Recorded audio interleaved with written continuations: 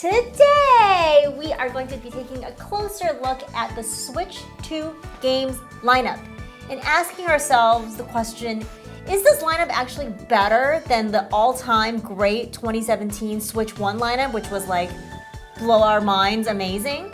Tariffs, we're not talking about those today. No, yuck. Pre-orders, they'll happen when they happen. Who cares? All this stuff. We're talking about the games today. Yes, the exciting part. It's a little overdue, frankly, because some of this stuff has just been a little overshadowed, which is a bummer because this lineup is looking super good. And I was kind of comparing the two the other day. I was like, we need to talk about this. Yeah. Because it's maybe closer than you think. Exactly. And I think Nintendo learned so much from the Switch launch, knowing that, you know, these games, that really incredible momentum they had in the year one for Switch, like really like catapulted that system to some great success, and then the longevity of a super long life cycle. So I think they're going to be like cooking with these Switch 2 games, and they're going to be doing a lot to get the system set up for success, and I'm excited to see Yes, it. that discussion's coming up.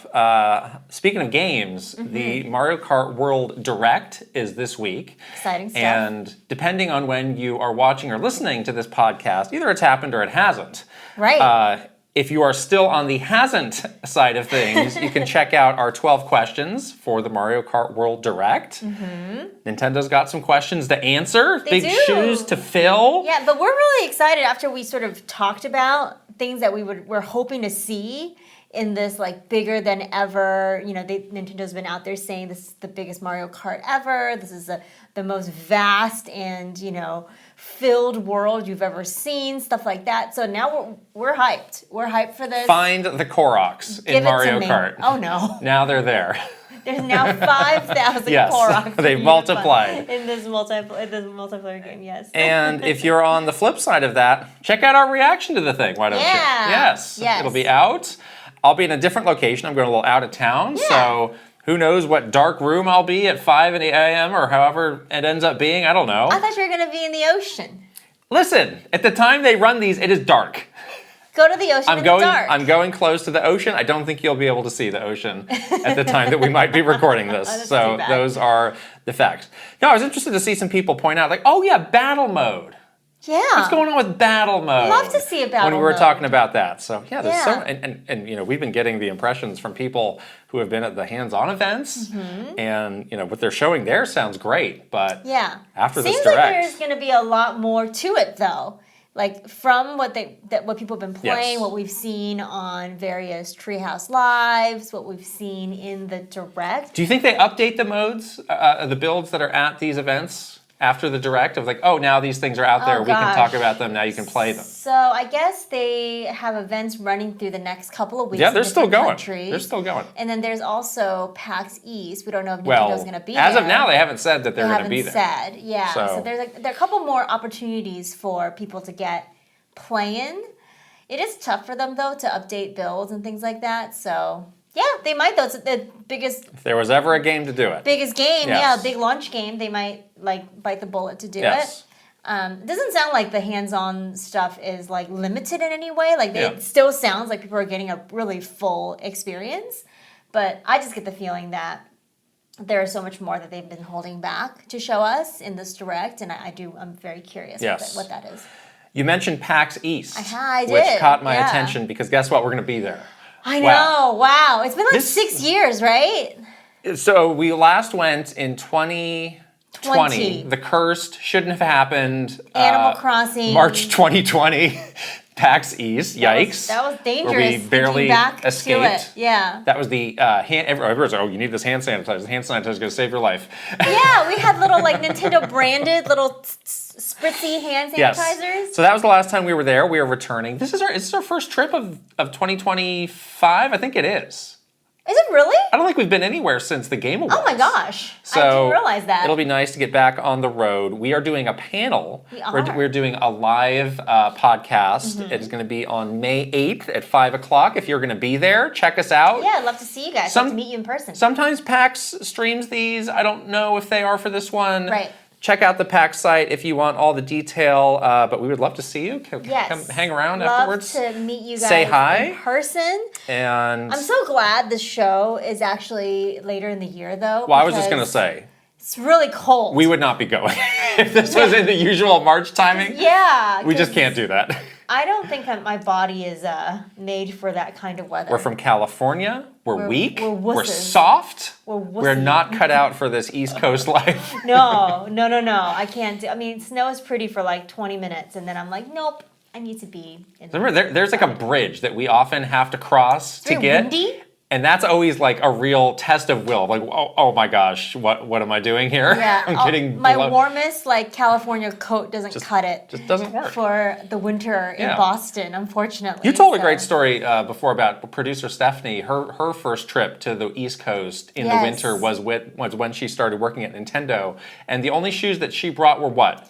They were like ballet flats. So they were just like like little cloth shoes. Yeah.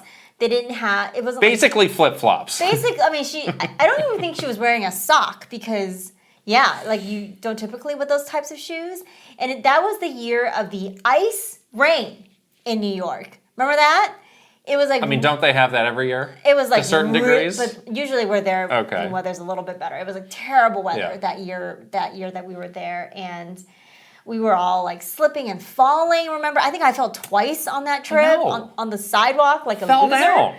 Down. She was frozen. She basically had to like amputate her feet. No, just kidding. She had like frostbite because she wasn't wearing proper shoes. Well, see, this is us in California. I think by the time it gets to May, it's going to be all right. I think so, hopefully. There's some cool people going who we hope to meet up with. Yeah. And we're working on our appointments, and there's some interesting things. Hopefully, we can track down a Switch 2. Ooh. Will there be a Switch 2? Even if Nintendo's not there, somebody might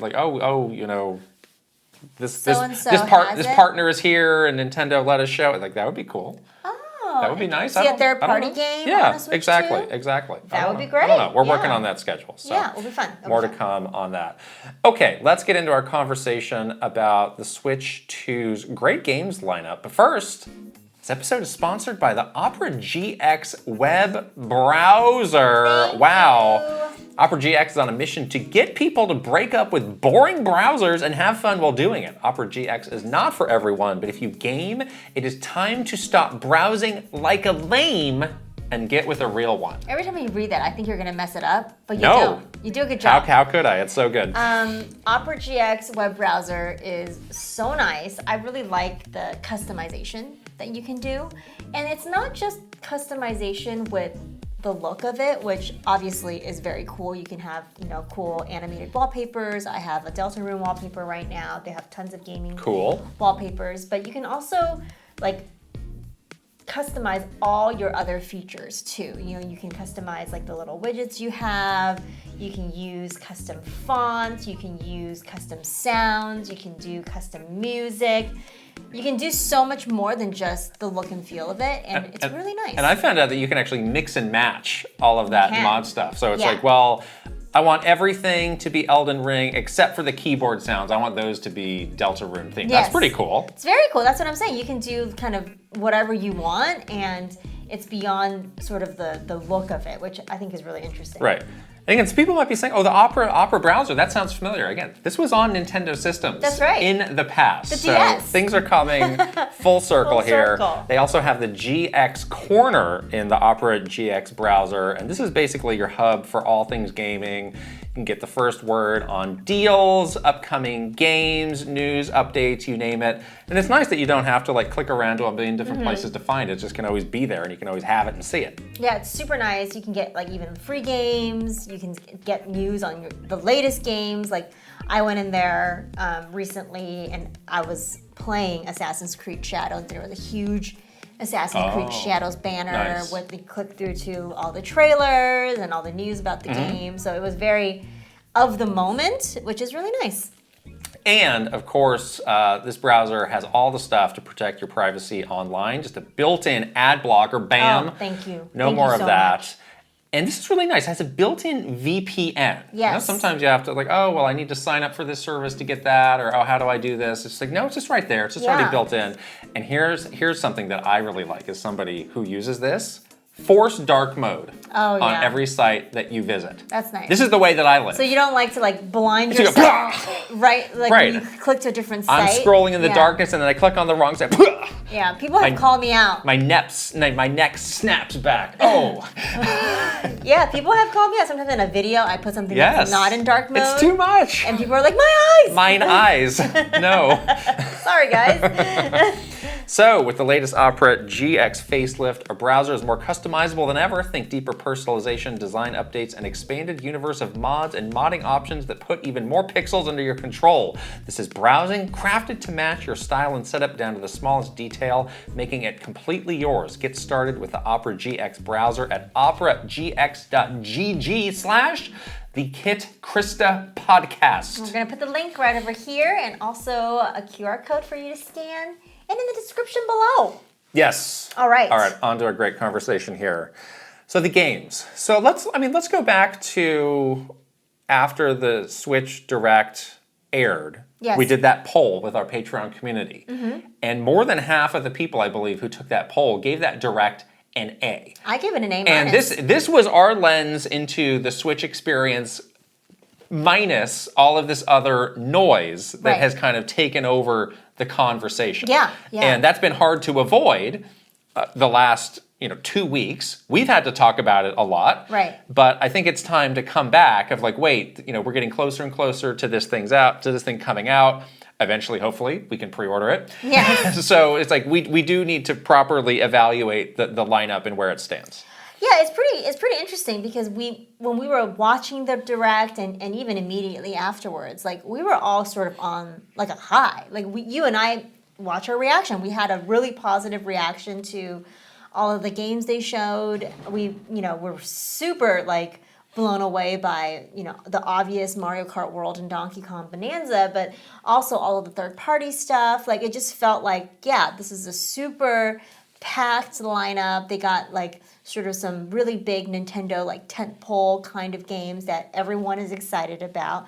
But they also got, sort of the gamut of third-party stuff, indie stuff, some of the stuff coming as Switch Edition, some stuff getting additional content. Like it just felt very robust, and I was really, really excited about it. And then of course we just got like slapped in the face with all of the drama that sort of overshadowed all of that. But yeah, I think with the Mario Kart Direct like days away, it's nice to go back and turn our attention back to the games, because this is kind of where Nintendo doesn't usually mess up. Like they are so on it with the amazing games they put out and sort of the cadence and schedule of always giving you something new and awesome to play. Like they're really good at that. So yes. I'm excited about that. Yes, and we had 2 Patreon community members, the great Paul Gale and Paul C. Pace, on site at the LA hands-on event. So if you're seeing some new footage for any of these games, that's coming from them. We also got some fresh impressions. So thanks to them for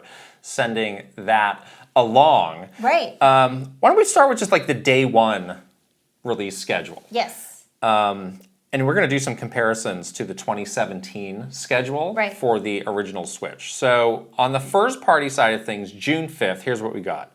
Mario Kart World, Switch 2 Welcome Tour, the Breath of the Wild and Tears of the Kingdom Switch 2 Edition upgrades, and then the NSO GameCube games, which are Zelda Wind Waker, Soul Calibur 2, and F-Zero GX. Just your impression of first party supporting the system on day one. Is this enough for you? How do you feel about this?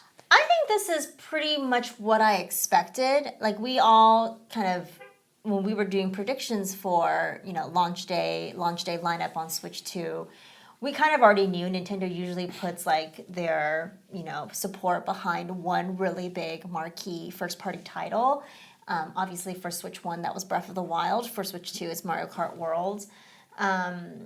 It's nice to get some additional things. Like, I was always thinking that Tears of the Kingdom Breath of the Wild would get some sort of little, like, nudge or some kind of little spotlight just for, for, like, historical sake. So I'm glad to see it. This is not something that is going to, like, entice me to do like a full-on playthrough of either of those games, but I certainly will be going back and checking out these games and kind of seeing the upgrades and maybe picking up a few, things that I haven't done in those games yet. And I'm really excited about the GameCube stuff. Like, I've been wanting to get back to Wind Waker and some of these games. You recently brought in some GameCube games. So we don't have to wait to play these games. I just brought them in. I have GameCube on the mind like all the time. I'm like looking at our GameCube right now. So it'll be really nice to have. Longingly off camera. Yeah. It's just really nice to have those on Switch too. So yeah, I'm not feeling like this is lacking in any way. The game that I won't be picking up is Welcome Tour. But I don't think I'm gonna miss it. It's all good. I'm gonna be. Are you sure? Are you sure about that? I'm pretty sure about that. Okay. Yeah. I am gonna be getting Welcome Tour. Okay.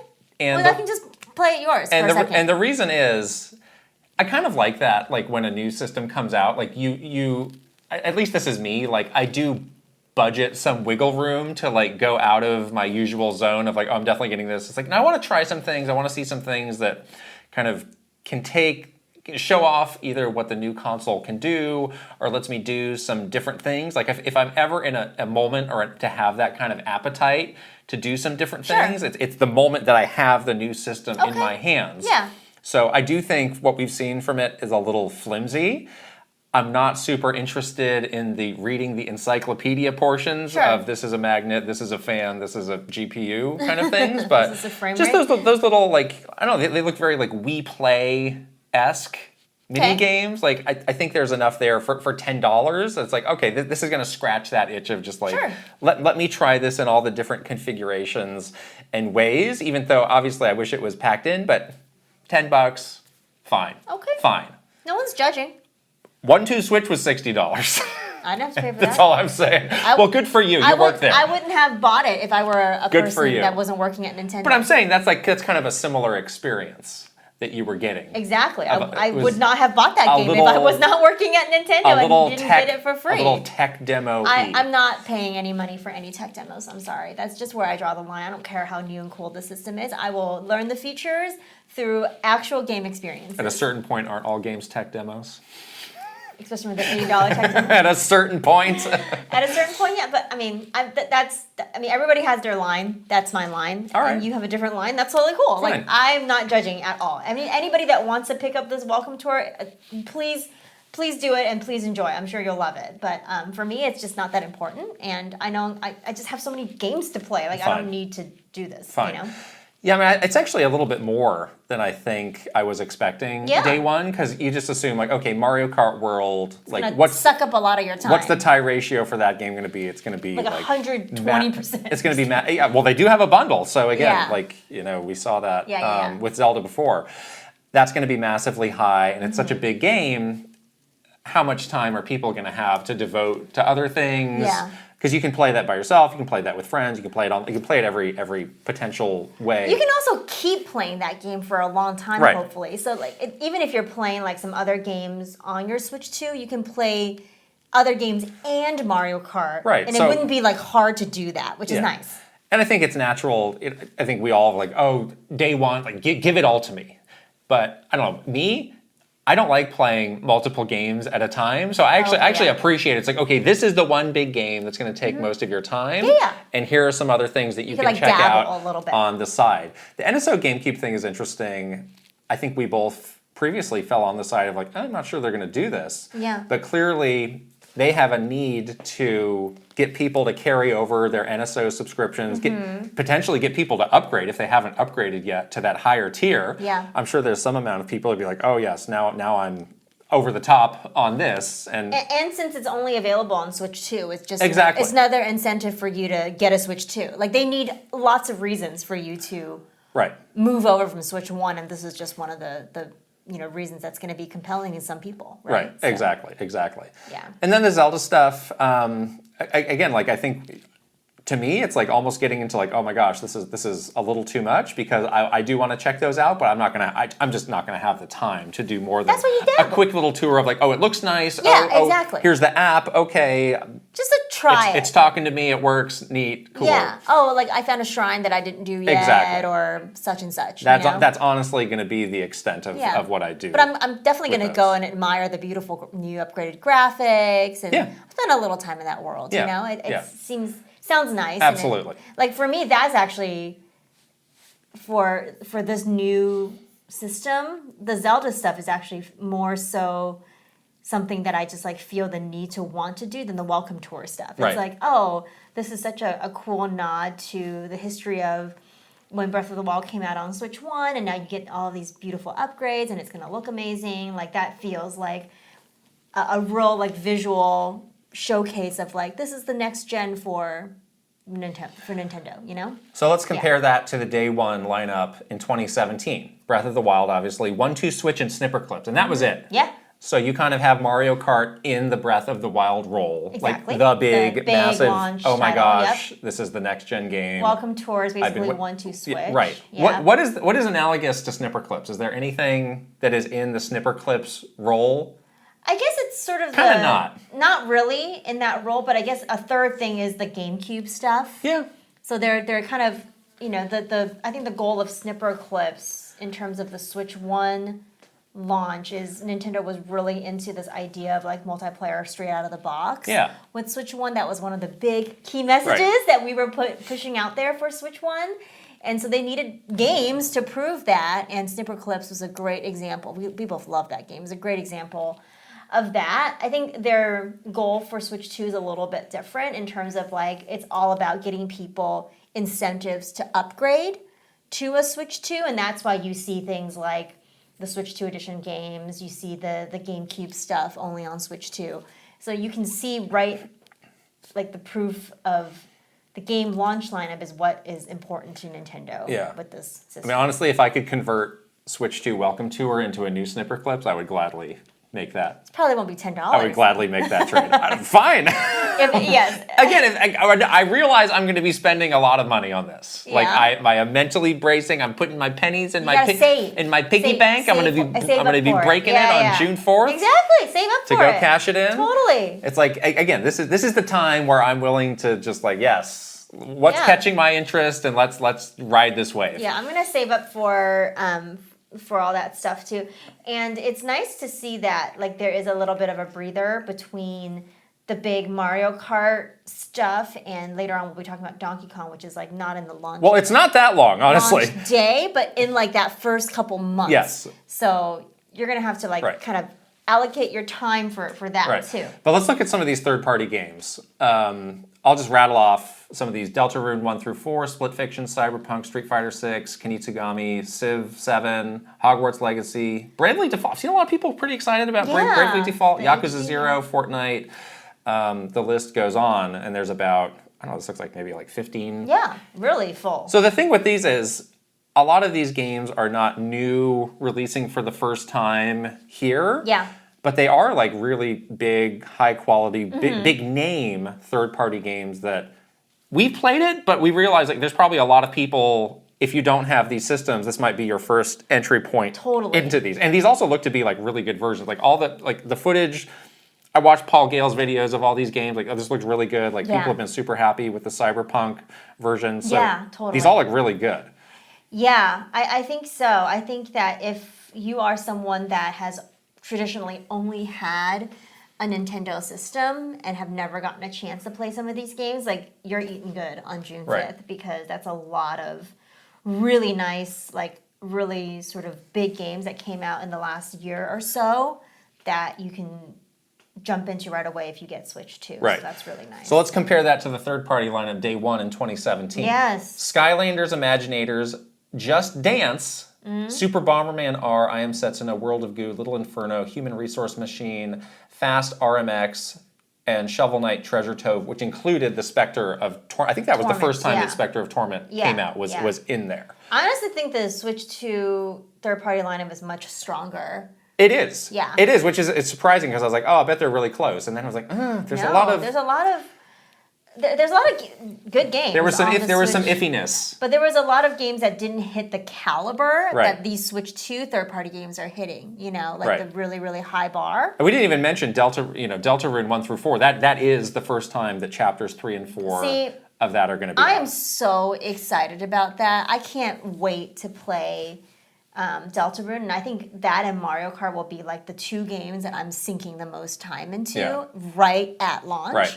Like I think that is those are the two that I'm going to be like really dividing my time around. Right. And that's really exciting. I'm really looking forward to that. Any of these games that you have not played yet Cyberpunk. that you might pick up Yes. for the first time on the Switch 2? I played Cyberpunk. You played but Cyberpunk. but I didn't play the DLC. Is it DLC? I'm in this begging. one? I'm begging you to get this Cyberpunk Yeah, I and to think play so. the DLC. I will. Literally, they said they've confirmed that they have a save transfer tool. So if you want to perfect. import your character, you can do Oh, that. that's great. Yes, I would love to do that. So definitely that. Otherwise, I've really played a lot. Kinda of have a these lot of these games already. I've played nearly all of them. I've not played Rune Factory. I've not played Survival Kids. But yeah, you and I are doing our playthrough together of Split Fiction as we speak. Everything else Probably I've won't need to pick that up again I don't at that think we point need to because we'll play have that. freshly finished it. Exactly. Survival Kids, I do want to shout out. So that game is a Konami game. It had a different name. It was a Nintendo DS. I forget if it was a launch game or a very early game on the DS. Called Lost in Blue. And it's kind of like, oh, you're trapped on a beach, you got to survive. But it had some really cool features on the DS where like if you were like cooking a meal, you would have to like close the system. Oh, cool. Like put the pot lid on kind of thing. Right. Yeah, And I remember that. I don't know if we've seen enough to know like what kind of fun stuff they're putting in this one, if any. But that game on the DS was like, all right, they're really making use of this new hardware. And this was where the stream froze for us on this game. Again, I think people maybe didn't get the complete. Should watch the trailer. Because they didn't get the complete view of that one. Maybe there's some sort of cool mouse control where you're like stirring the pot, with the mouse or something. That would be neat. Right. But like just looking at the third party and comparing them, it's like, oh, this is actually like leagues better. Totally. Than 2017. I think so too, yeah. So that's pretty good. Yeah. So interesting that you said the wait between Mario Kart and Donkey Kong, because I don't think that's much wait at all. It's like a month. It's like a change. It's a month and a couple. Yeah, month exactly. And change. Yeah. That's really fast to be getting this next big game. I do think Mario Kart is one of those games that it's easy to play another big game alongside of it. Sure. Because you're going to be playing Mario Kart like all the time, and you're going to be like jumping into races with your friends for a couple, an hour or two a day, and then you can probably switch over to a different game for the rest of your gaming time or whatever. So it's nice that they gave you a month change. But my what I'm trying to say here is like it's kind of unusual that you get probably the next biggest game on the new platform just a month later. Yeah. It's not like, oh, now you're gonna have to wait until October or November for Black Friday. It's like, no, it's like boom, boom. Yeah. Which kind of makes the whole who knows how they're defining the launch window, but like just that first month to 2 months in the peak of that summer, jammed. That's going to make it feel pretty exciting, I think. Yeah, I wonder if they are like training us to just expect a game a month like they did with Switch 1 for so long. It doesn't have to be two monster hits like Mario Kart World and Donkey Kong, but I do expect them to have like one big-ish or like one sort of spotlight game a month. And if they can sustain sort of that pacing, like that would be incredible. Well, I'm sure that's their incredible goal. Feat. I'm sure that's their goal. Exactly, yeah. Right. We haven't really talked much about Donkey Kong. We kind of talked about the whole issue of who's developing this. And I don't know, I continue to have different thoughts and theories on that as days go by. So I actually don't know where I fall on that conversation of is it entirely the EPD Tokyo team? Yeah. Is it them with the help of somebody else? I don't know. I don't know. Yeah. Anyways, the game though, the game itself, I think looks incredible. And I think this is, like, I'm pretty excited about Mario Kart, but I think I'm actually more excited about Donkey Kong. Yeah. Oh, okay. Like, I don't know, there's something about this, just the premise of this game and this idea of like, I think, a lot of people have said like the sort of the main focus of the game is like how much of this world can you destroy and put back together, and sort of that kind of idea of exploration reminds me of Breath of the Wild a little bit, where it's like you're in this like really crazy game world where you can try anything. Like if I light this on fire and then do something else, what's gonna happen? Yeah. Like that idea around a Donkey Kong game is very exciting to me. Like I can't wait to see what nonsense people get up to. Like the best part of like a game like Breath of the Wild is like, remember like when everyone was playing, it's like, oh, did you know that you could do X? Like, oh, I did this weird thing in the game and I did like this crazy thing happened. I can't wait for all of us to start playing Donkey Kong in July and be like, oh my God, did you know that if you like dig down here and then you do this thing, you end up here, like, oh my gosh, these are the secrets that are in this. I mean, that sounds so much fun, doesn't it? Well, in our split fiction playthrough, you've been getting a first-hand view to like the thing that I like to do most in games is break things. So it's like, oh, here's a puzzle. Oh, we certainly must break something. I'm like, you're like, shoot it. I'm like, that's not how you solve this. There's symbols we need to match up. You're like, no, just shoot it. And then it's like, we're trying to do something, and I'm just like, I'm like messing with your character. I'm shooting like, around your character. Right now, you have a dragon that can vomit, and you basically just vomit all over me. Like if there's not an enemy, I'm gonna vomit on you. So I'm like, great. That's what we're gonna do. So like that's like it's like a playground. Right. So again, I always say people like the two games that I see the most in this are that Hulk Ultimate Destruction, which was again just about wrecking this game world in a super fun way, and then the Red Faction game, Red Faction Guerrilla, ironically named, where that world was so destructible. Right. And they've shown, like, the world in this game is like hyper destructible, and that just on its own is really fun to me. But I'm sure like the platforming is going to be top notch. Yeah. I have a lot of interest in watching like the scope of this game because they've shown like, oh, you're always underground. How do you get like do you get topside? Do you get out? Is this underground part like equivalent to like the Great Plateau kind of thing, and then you like tap out the top? That's and a question like I have. The world because opens? We did get that glimpse of the classic kind of Donkey Kong Country 2D looking thing. Yeah. I when I look at this game, like the color palette to it, there's something about it. It's like. It's very unusual to me, and it's like I get that you're underground. I get that it's a little bit muted. It's a little bit. It gives it a little bit muted, like a little dark. I'm hoping for a moment where you burst out, and we're into the light, and it's like super colorful, and vibrant, and super beautiful. There's that one shot in the very beginning of the trailer where he's like running through the grass. Yes. Where it looks very. It looks like Odyssey. I think that's I think that's an underground area. But I was going to say that is still an underground area, so there may be parts of it that's a bit more and vibrant. there was one that they showed in Treehouse Live that had a blue sky, but there was kind of a trickle of water. It's like, oh well, you're underground, and that the water's above you, and it's coming down. I do wonder, if you get to go up to the surface, And a podcast idea that we talked about doing in the last couple of months, but just didn't get around to it, is like, well, what is Nintendo's plan for Donkey Kong? Because at a certain point, we were all like, well, they got this theme park, and that's based on the retro rare versions of Donkey Kong, and then we started to see in the early Mario Kart World footage the new version of Donkey Kong. It's like, what is the plan here? Is there a plan? Clearly there was, and this is kind of the culmination of it, this kind of new re-envisioning of Donkey Kong for the future. So hopefully, as we play this game, kind of that vision will click more into place. It does make you wonder, though, why didn't they base the theme park a bit more on the direction of this game? Because surely they've been working on this game for a long time. Right, that is a little bit of a disconnect because the characters do look quite different. They look different. And just the style of it too, like the style of the world the Super Nintendo world is very like kind of retro feeling, and then this one has a much different look. Right, so. And I think there's been kind of a quiet appreciation of the work that Rare did to establish this character, but Rare is not Nintendo, and Nintendo is a very prideful company. I think they're like, no, it's time for us to put our stamp on Donkey Kong. It's our character. And for us to do our character our way. Yeah, I so can see that. We're going to change it up a little bit and still, respect what they did that was great, that we liked, but we've got some ideas about Donkey Kong too. I do see some parallels too between this Donkey Kong game and Mario Wonder, where they're taking these character models in a much different direction. Like they're so expressive, they're so animated.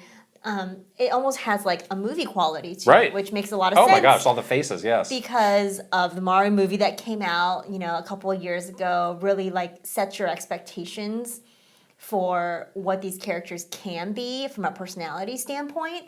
And I was always so excited to see like the Mario Wonder Mario like just seems so like lifelike and expressive, not like the the sort of the blank with behind the eyes, Mario Party models that we always make fun of. Right. And it was so exciting to see Donkey Kong in this game having sort of that same idea. Like I think I counted like 20 expressions just in that little bit we saw in the Direct, which is incredible. That question we got asking us to compare the two, was that in the bonus Q&A? I think so. Okay, so the bonus Q&A is a Patreon exclusive thing that we do. You can check it out.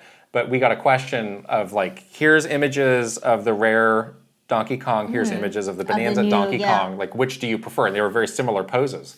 And going into it, I thought like, well, I think I'm going to prefer the rare version. Yeah. But every single one, I preferred the new version, to my surprise. Yeah, that's true. Yeah.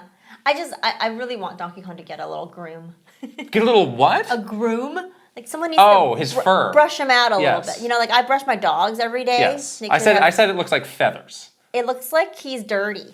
Well, he might be. Rolling around in some like coal dust. Stanky Kong, okay? Or something. Oh no, he's why is Donkey Kong working in the mines? Like I really He also yearned for the mines? I want to know the answers to these questions. Are we gonna see a chicken jockey in Donkey Kong Bonanza? Don't even say that. Don't even say that word. Diddy Kong riding a We haven't seen where is Diddy Kong? We have not seen. I don't know. What is the Diddy Kong redesign gonna look like? Oh, I'd love to see We've seen Cranky Kong. And then how far will they take? Hopefully there's a limit because sometimes it's too many Kongs. Some of these don't need to be there. You don't like all the Kongs. No. You're a Kong purist. Candy Kong though.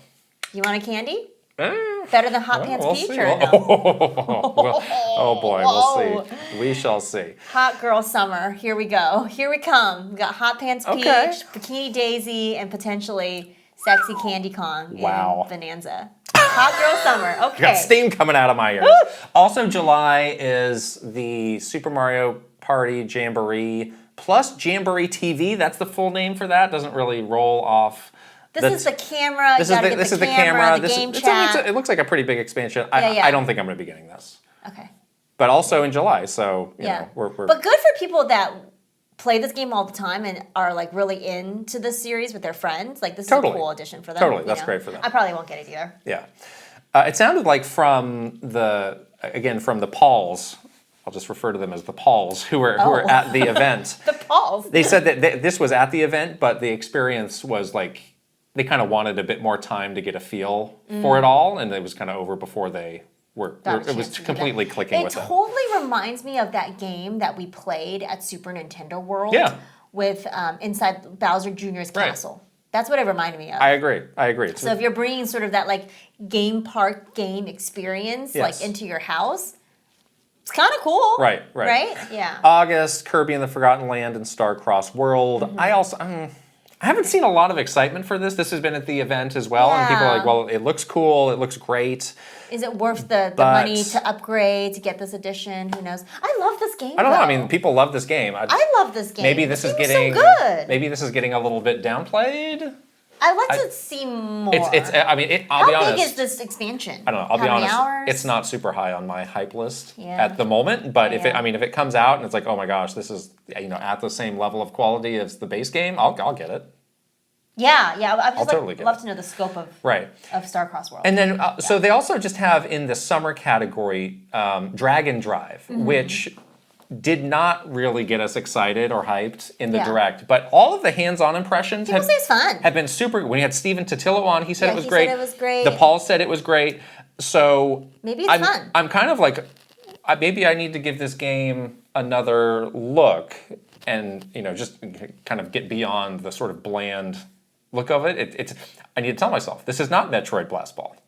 Yeah, this is something else. If this is more like a Rocket League kind of situation, I'd be totally in. I would love that. Yeah, there's some questions of the scope of it. Like some Yeah. people were pointing out, like, oh, I didn't even know that this was an eShop only game, and I was like, oh, I thought they said that, and I went back and checked all these different places, and they didn't actually say. Okay. So there's a lot of questions of like, what is the scope of this? But in terms of like playing it sounds like it's actually fun, much better than the first impression that a lot of us. And we did get confirmation you can use the mouse on your legs. Yeah. And that works really well for that too. So if you wanted to sit on a couch and play this game, and not be at a desk, like that's possible, which is kind of neat. So now in the year we're getting into, we have to make some assumptions about where some things are coming out. So where do you think Drag and Drive goes then? If we have stuff coming out in the every month, June through August. Yeah. I could see August. I can see August alongside Kirby. Kirby is not a full new game, right? And if it's two smaller scoped things like a DLC for Kirby and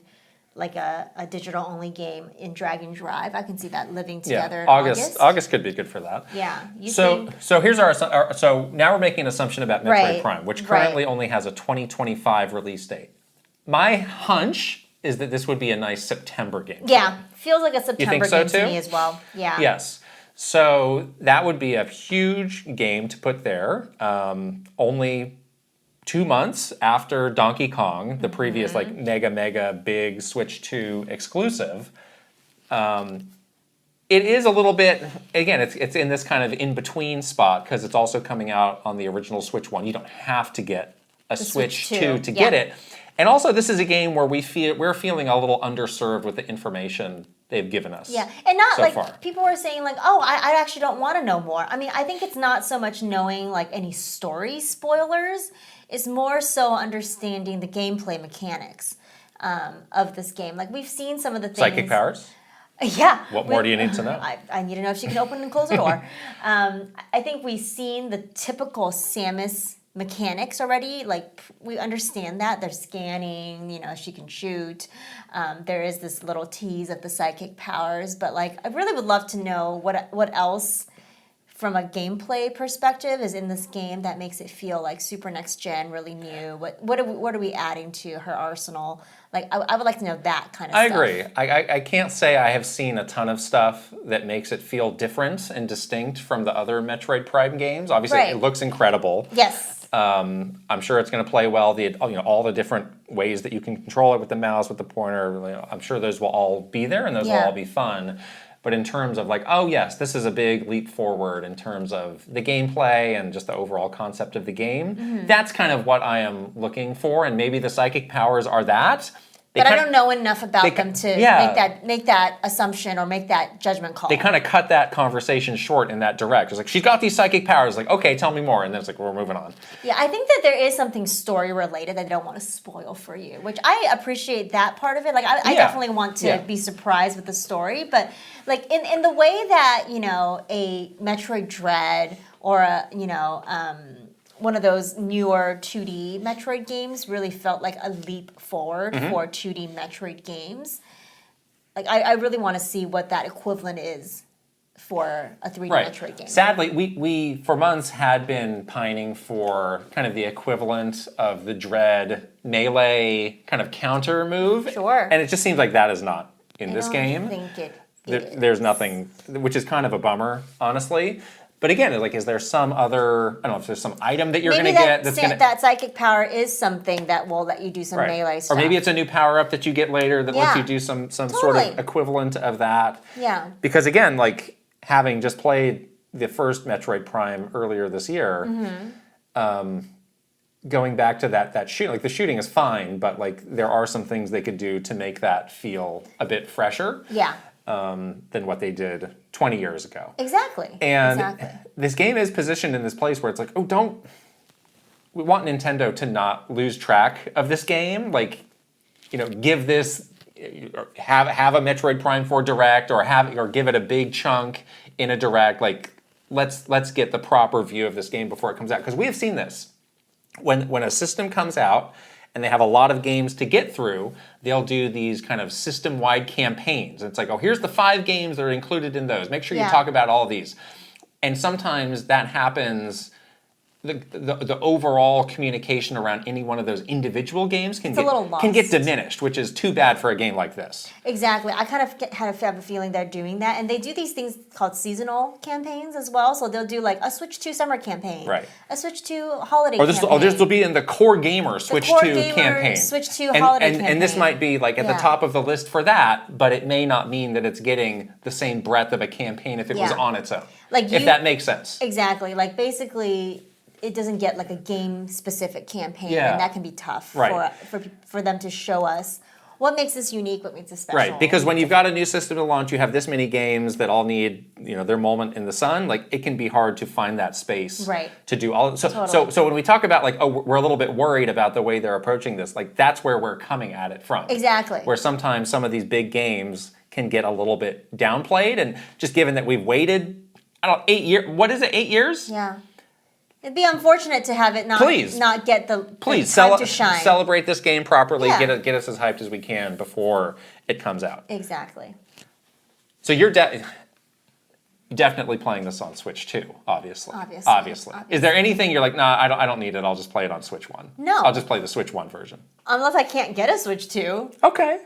Nuclear option. It does cost more to get the Switch 2 version, so you don't care. I don't care. I need to have this on Switch 2. I don't care either. I need to play it at like the most beautiful. You need 120 frames per second. I need all the frames. Yes. For the psychic powers. We should do a thing where we do. Apparently they have this in Welcome Tour. Can you tell the frame rate? I can't tell.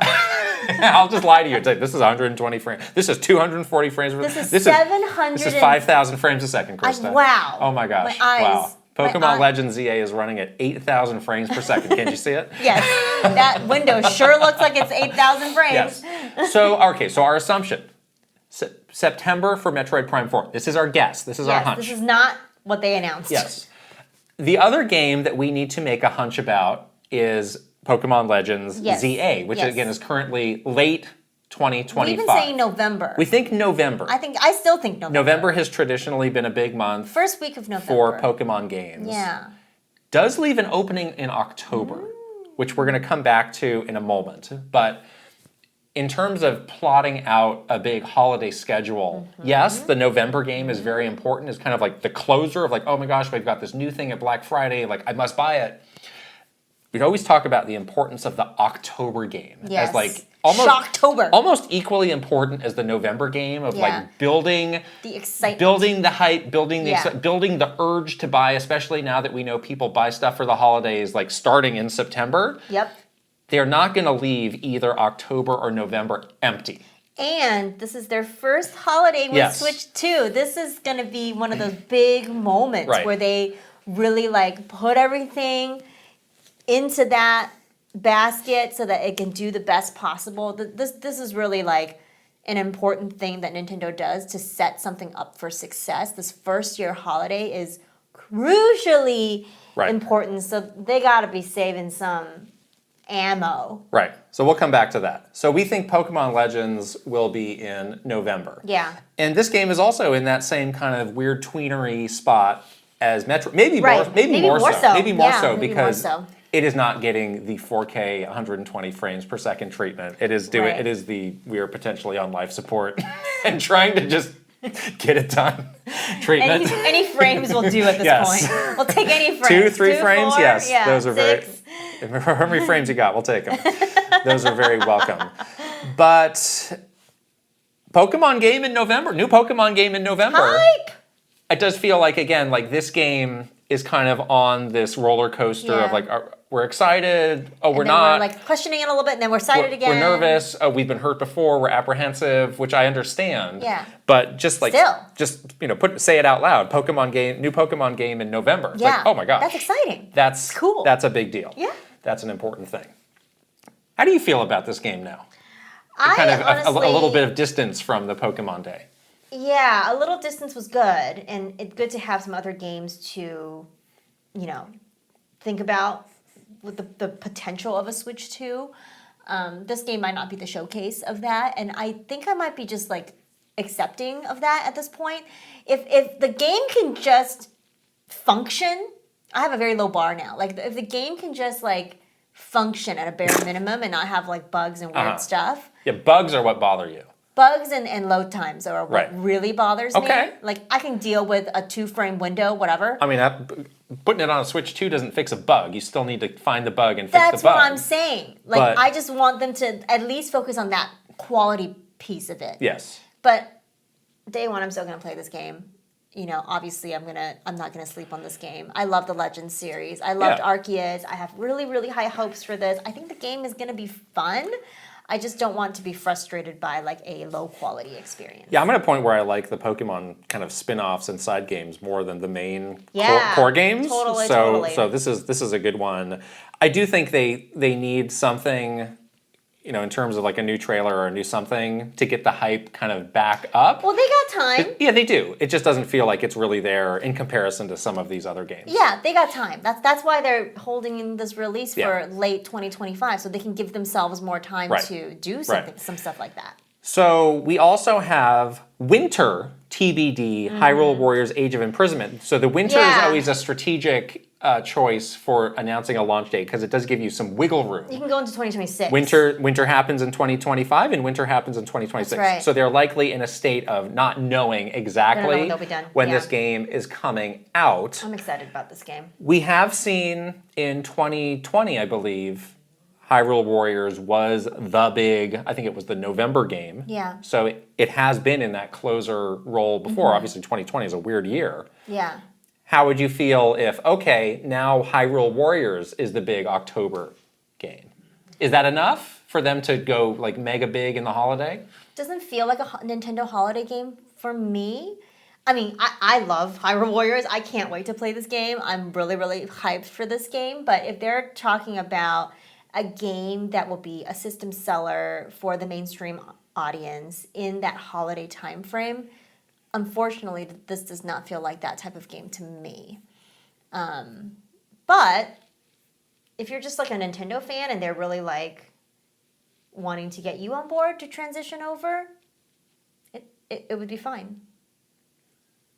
I don't think it's an end of the world situation if that is the October or November game next to Pokemon. I think it's just enough to have a big holiday, because I mean, people love these Hyrule Warriors games. Yeah, they're great. It's still Zelda. You can still bank on the like, hey, I know that who Link is. Hey, 20 million people, you played the game that this is based on. Come see these characters, and it looks great, and it's whoa, swinging a sword around. That's fun. Like it's a pretty, like, it's a very accessible kind of game for everybody. So I think it would be fine. I think they would like to maybe have something a little bit more. Yeah. Because this feels like maybe a bit stronger choice for like a Q1. I think so 26. Game. I think like January game 2026. Right. So they might be keep the momentum going into 2026. Right. So they might be waiting to understand their options with this game and TBD. Potentially another one. The other game, first party that is dated as 2025, Kirby Air Riders. I know. And Sakurai did say in his tweet, please wait a little bit for more information. Yeah. Which makes you wonder, like, so where is a spot for Kirby Air Riders? Because we have basically outlined every month of the year, there's a game. Yeah. So what is an appropriate place for this game to have its moment? Well, he's had December games before. Yes. Not his preference. Not his preference, though. Yeah. And this ain't Smash Brothers. And this is not Smash Brothers. Let's be honest. But this could be the October game if it's done in time. He's fast. Kirby or Sakurai? Sakurai. He's fast. Yeah. Fast at making these games. It becomes a puzzle. It becomes like a puzzle, like a Tetris puzzle. Where do you slot these games in? We recently played the GameCube Kirby Air Ride for... We're going to talk about that later. We are, but I wanted to bring up that we watched Sakurai's video about the making of Kirby's Air Ride. And he talked a lot about how a racing game is a lot easier to make than... Yeah, he's like, I chose to make a racing game because it's a heck of a lot easier and faster to make and then he than an action game. He even kind of touted, like, you know, I came in and made Kirby Air Ride in about 3 months, guys. It's like, is that what you're doing here? So I'm bringing this up because I think, you know, he can get it done in October. He can get it done. But August is the Kirby and the Forgotten Land with that DLC. It's a lot of Kirby, like back to back. People love Kirby. Kirby is so cool. Everybody knows Kirby. So I'm just assuming again that the first couple months are off limits unless he was doing like a fake out based on that comment. Yeah, no, I think it's going to be like winter. September, October, and onward. I think I think so. If I were to guess, I would say September Metroid, October Kirby Air Riders, November Pokemon Legends, and then Hyrule Warriors gets moved to January. What if you do a double in October, early October Kirby Air Riders, later October Hyrule Warriors? We're kind of instead of like one bonkers AAA game, it's like we've got two that are like kind of a step down from that. We make it feel big that way. Just we're going volume. They're both. I think that could work. Yeah. I think that could work. They're doing. Nintendo's doing this right now. They're Tetrising this stuff together. I think you need at least 2 months between the Kirby and the Forgotten Lands Starcross world. You can't just drop those back to back. Or you can say like we're building upon one to the next. Well, that's obviously what they'll be telling themselves. Yeah. But like 1 month to the next month, that's too much. Oh, no. I don't think it's going to be in September. I think it's definitely October or later. Okay, so in our little fantasy land where we're playing, Roadmap Builder. We're playing Roadmap Master. Yes. So we're saying starting in September. Wait, where did we put Dragon Drive? Where did we put that? Dragon Drive is August. Okay, so August, Kirby and the Forgotten Land and Starcross World, also Dragon Drive. September, Metroid Prime 4. Mm-hmm. October, Hyrule Warriors and Kirby Air Riders. And then November, Pokemon Legends ZA. Yeah. And then December is your sit it out. Rake in the cash. You could launch a new GameCube game in your NSO. Oh yeah, we're not even You can't. Yeah, you'll let third parties fill in the rest of the year. Yeah, Indies plenty of fill stuff in the you rest can of do. the year. But in terms of big new games, first party games though. Right. Well, feels all right. They did have Xenoblade 2. That came out in December in 2017. True. They've. So maybe December is not like an ideal time for them. Right. They like to be done by early November. But if they had to shift, if they had to push a game to still hit within 2025's holiday, they have put a game in December, early December before. Yeah. Yeah. Well, that's their problem to solve. Right. So, do you think this is the first party 2025 lineup, or do they have more rabbits up their sleeve that they might drop at some point? I kind of feel like they have more rabbits. Another rabbit. Maybe one more rabbit. Oh. I don't know. I'm still holding out for one other thing in the holiday time frame that's big. Okay. So do you think the June Nintendo Direct, yes. do you think that will be a thing? I think so. Okay. I think there might be. So I think that there probably is more third-party and indie stuff. They may do a May indie third-party showcase.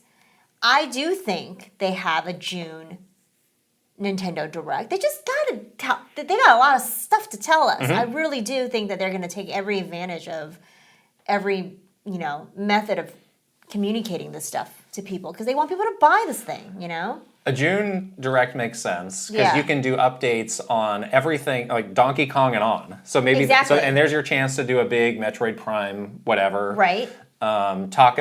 Give dates. Give clear dates for Pokemon, Metroid, Hyrule Warriors, and Kirby Air Riders. Kirby. Yep. Let's kind of settle that. Yep. Kind of as we talk through it now, I think they probably do have enough. They have one more thing. Yeah, I don't know now. For this year? Yeah. Or it could be early next year. I don't know. I think they have one more thing. They have one more thing. Okay, that's fine. And we've also been talking about for a long time, like the Xbox piece. Mm-hmm. And I think we all feel confident that that's coming, but where does that go? Does it go in that? The Xbox showcase? They got announced that. That got announced. Yeah. That's happening after Summer Game Fest. Yeah. Maybe that. I'm not sure that's where they would talk about these games coming to another platform. But maybe they're timing it so that Nintendo can talk about it in their stuff after the Xbox showcase happens in June. Yeah. So maybe in Nintendo's June Direct. Sometime early summer feels like the right time for that. Maybe that's when Phil Spencer comes on to say, the things. Right. Yeah. So we've sliced and diced this a million different ways, but let's do, again, more comparison to 2017 and decide which one we think is better. Yeah. So looking at the count, these are first-party games, calendar year 2017 for Nintendo Switch. March, Zelda 1-2 Switch and Snipper Clips. April had Mario Kart 8 Deluxe. June had ARMS, so there was nothing in May. July had Splatoon 2. Oh, Flip Wars. I forgot about Flip Wars. Flip Wars. 3DS game, huh? August had Mario and Rabbids. September had Pokken Tournament. Goat. October had Mario Odyssey and Fire Emblem Warriors. Nothing in November, and then December had Xenoblade Chronicles 2. Yeah. However, this is how many months? This is 9 months. Mm-hmm. We're talking about 6 months. 6 months, yeah. So I think we need to lop off. I'm sorry, Xenoblade. In this comparison, you're not allowed. You do not exist. Let's do March through October. Yeah. Let's compare the lineups of what we know about 2025 compared to through the end of October 2017, which is better. Gosh, that Switch 1 lineup is incredible, isn't it? It really is. But again, as I look at the two next to each other, it's like, I don't know. We got some bangers here. We got Mario Kart. We have Donkey Kong, which is now in the Mario Odyssey role. Yes. So we have Metroid, which is in like maybe the Splatoon. That's not really the same kind of game. Yeah. But in terms of scope and size. Big core gamer game. Yeah. You got a Pokemon game. We have a Pokemon game. You have a Warriors game. Right. And then Kirby. And then you have sort of ARMS. Drag and Drive is sort of like the ARMS of Switch 2. It's ARMSy. Yeah, it's ARMSy. So here's where I'm falling on this, and let me tell you why. I think the 2017 lineup is better because the Switch 2 was the only place that you could play these games. The Switch 1. Excuse me, the Switch 1 was the only place that you could play these games. Yeah. Two of the biggest games that we're talking about for the Switch 2, Metroid and Pokemon, you can play on a Switch 1. You can still play those on a Switch 1, and there will be people who are like, for whatever reason, I'm not getting this now, whether I can't afford it or I don't need it right now. I'll get it later. I still have these two games I can play. At least I can still play those two games on the original Switch 1. So those two games are in this weird limbo spot where they're going to be awesome on the Switch 2, but there will be plenty of people who will be fine to play those on the Switch 1. Mm-hmm. So for that reason, I have to give the edge to 2017, but it's not by a lot, which is surprising to me. Something about the Switch 2 holiday that I'm still having There's some softness there. Trouble getting my head around. Right. I agree that there is a little bit of softness there. There just isn't like a banger like an Odyssey to really make you feel like Pokemon? Hey. Pokemon's not big enough for you? No, unfortunately. It's the biggest IP in the world. Okay. You're tough to place. Unfortunately, no. Not for me. I mean, maybe for other people. There's just something about there's something missing in this holiday. Yeah. This October onward, they got to figure that out. Time frame that's making me think like that's why I think there's another rabbit because I'm like this is their Switch 2's first holiday. You know they got stuff up their sleeve. They have been planning for many years before this to make sure that this is going to be a very very successful first holiday for Switch 2.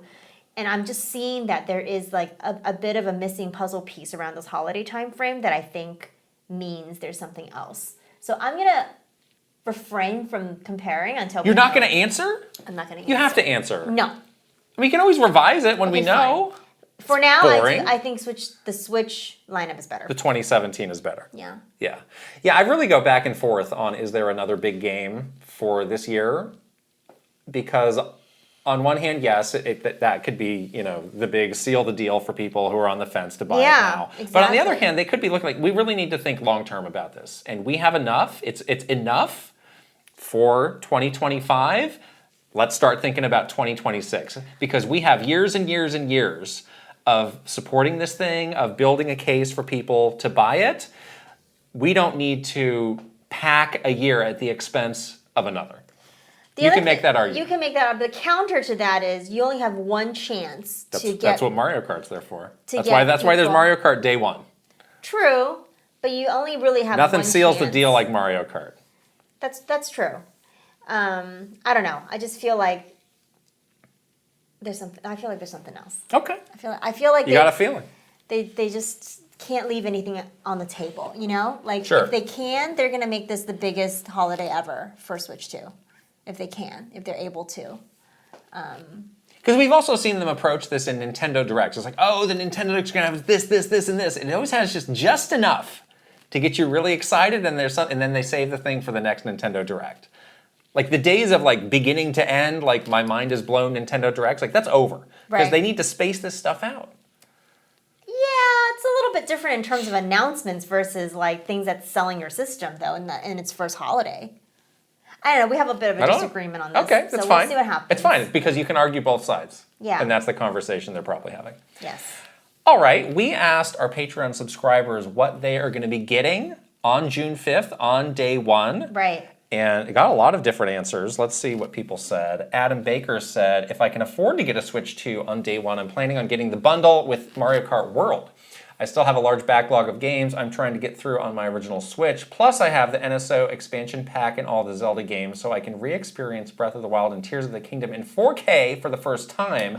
And maybe I'll actually take the time to finish both games this time. There's a lot of people that say they have not finished Breath of the Wild and Tears of the Kingdom, and what a great opportunity for them to do that now with the games coming in 4K. My other question is, like, are you still worried about the Mario Kart bundle Switch 2 being hard to get? Because you were like, oh, I thought about pre-ordering the bundle, but I feel like that's like really hard to get. Do you really think that's the case? You're saving $30, so why wouldn't more people pick that? So yes, when we did in the My Nintendo site, when you were doing their register your interest, you have to decide then which system do you want. Yeah. And I tried to think, it's like, well, which is going to give me the better chance to get it? And it's like, well, why wouldn't you want to save $30? So I feel like more people are going to gravitate to that. But at the same time, we don't know how many of those they're making. And they're like, this is a limited run. There's a limited quantity to this. That's a bummer. So I said, I will pay extra to hopefully ensure that I can get it. What was the fine print on that again? I don't know.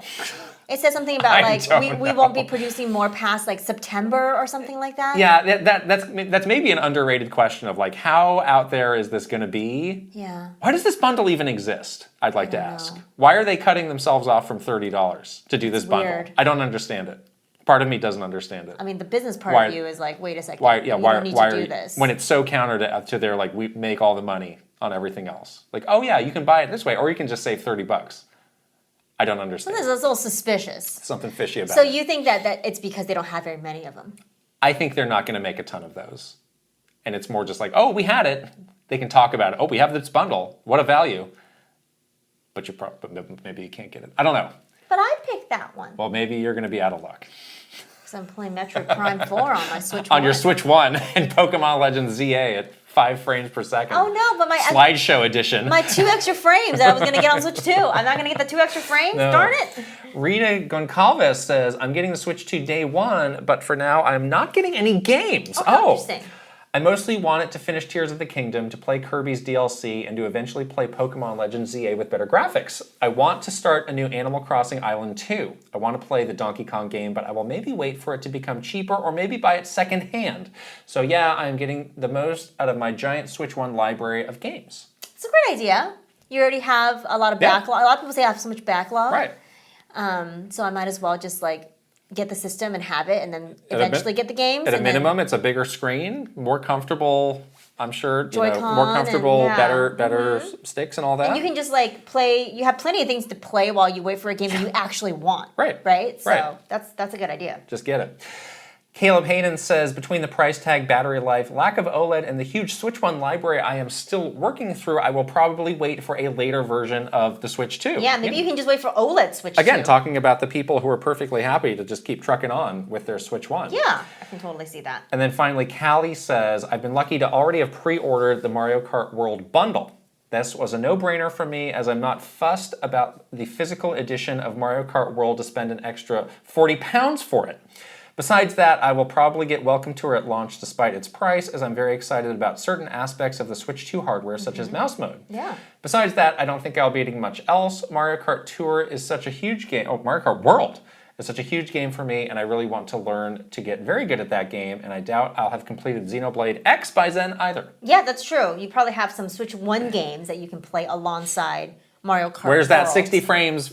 Where's that patch? For Xenoblade X. Monolith, give it to us. Click the button. I may have slightly backburned that game because of this. I don't know. You've been waiting. Yes, I want to know. You want your Skelda, don't you? Okay, so now you must declare, you must lock in these choices. What are you getting on June 5th? What are you getting? I did register my interest for the Mario Kart World bundle. I hope I didn't mess it up for myself, but I definitely want to get Mario Kart World. I will also be, let me go back to the list here. I will also be getting the Breath of the Wild, Tears of the Kingdom. Oh, I already get that because I have NSO. You get them as part of NSO. Yeah, so I'm good. Yay. And you get GameCube. I get GameCube. Yes. Good. I will be getting Delta Rune, of course, and Cyberpunk. So, yeah, I think that's my day one purchases so far. I'm going to be getting Mario Kart Welcome Tour, and then obviously the NSO stuff is included. Delta Rune, although I'm a little worried about making time to play that. I do want to get Cyberpunk again. Okay. That game is frequently on sale on the Steam Deck, but for whatever reason, I haven't double dipped on that. This version actually, people have said, looks a little bit better than the Steam Deck version. And I hope people really give this game a close look. This is one of my favorite games of the last 10 years. What is the reason for double dipping? Just to have it on have a handheld version. And again, you can transfer your game. It's a very replayable game. Okay. Where you can always start new characters and build them different ways, or just cruise around and do little side missions. Got it. You've got to play that DLC. I am excited about DLC it. is really I started it but never finished it. Yeah. I started the first I was probably 5 hours into it. Yeah. But I just got distracted with something else. And then that's probably it for me. Yeah.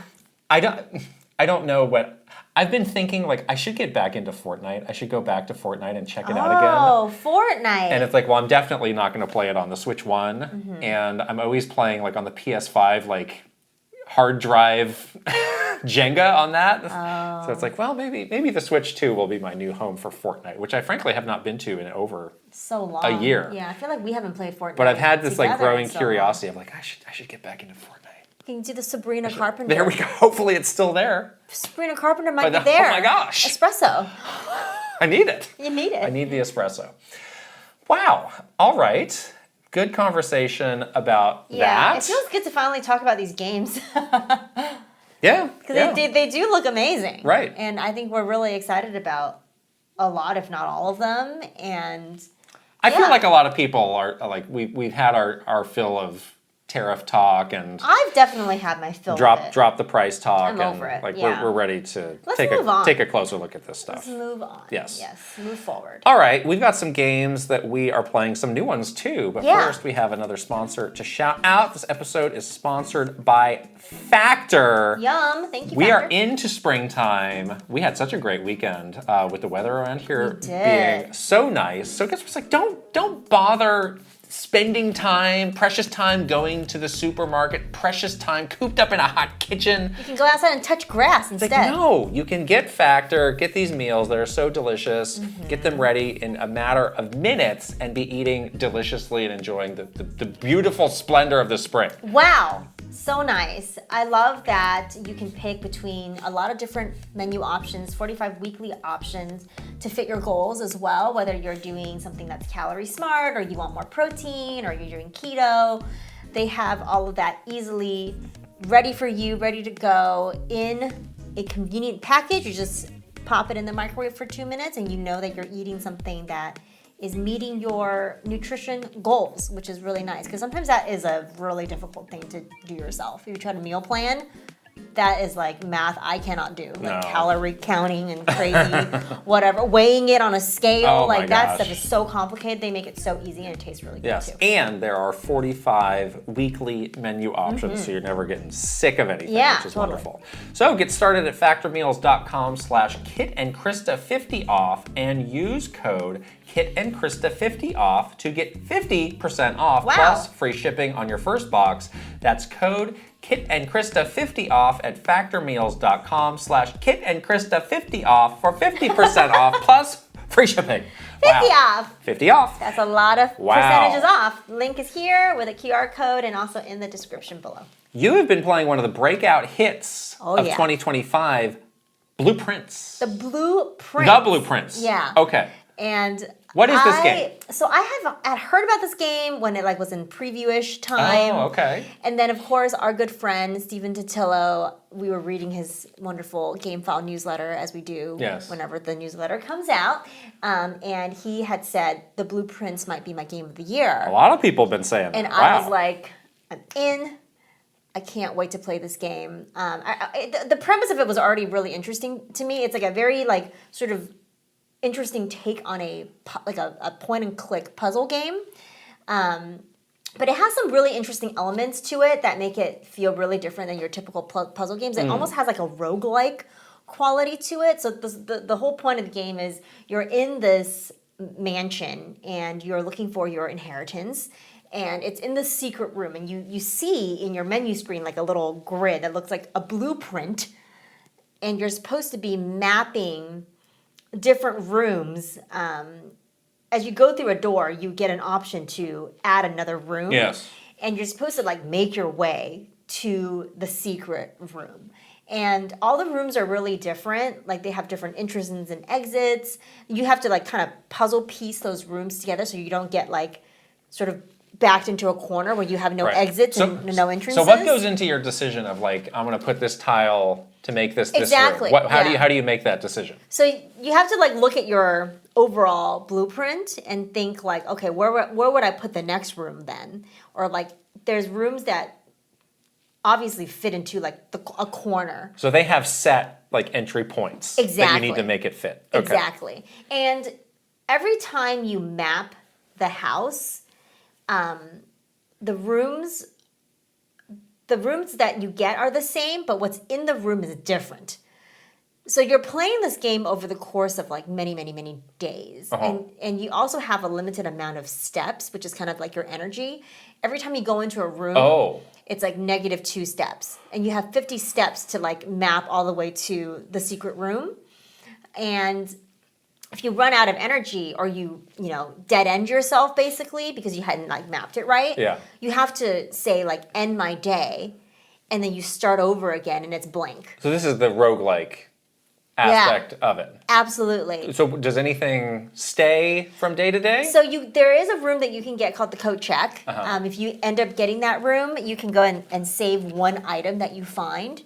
But as you map rooms, like some of the stuff in the room is the same, so you should like take notes. Like I have so many screenshots now. You said the game recommends you have a notebook. Yeah, I sent that screenshot to you because I was like, you would love this, but by love I mean hate, because I think, like what do you need to write down? Like there's some things in it. Like for one of my playthroughs, I got a room that I never got before called the conference room, and there was a password. So I like wrote it down because I'm like, well, I'm going to need to use it somewhere. And you may not see that again. I might not see that room again. Okay. And I might see the room that needs the password, and then I'll need the password. And then like there's stuff on the table that you can find that like gives you like little snippets of instruction. Of so what you can properly be doing. Explore these rooms. Yes. It's not just like, oh, dropped it.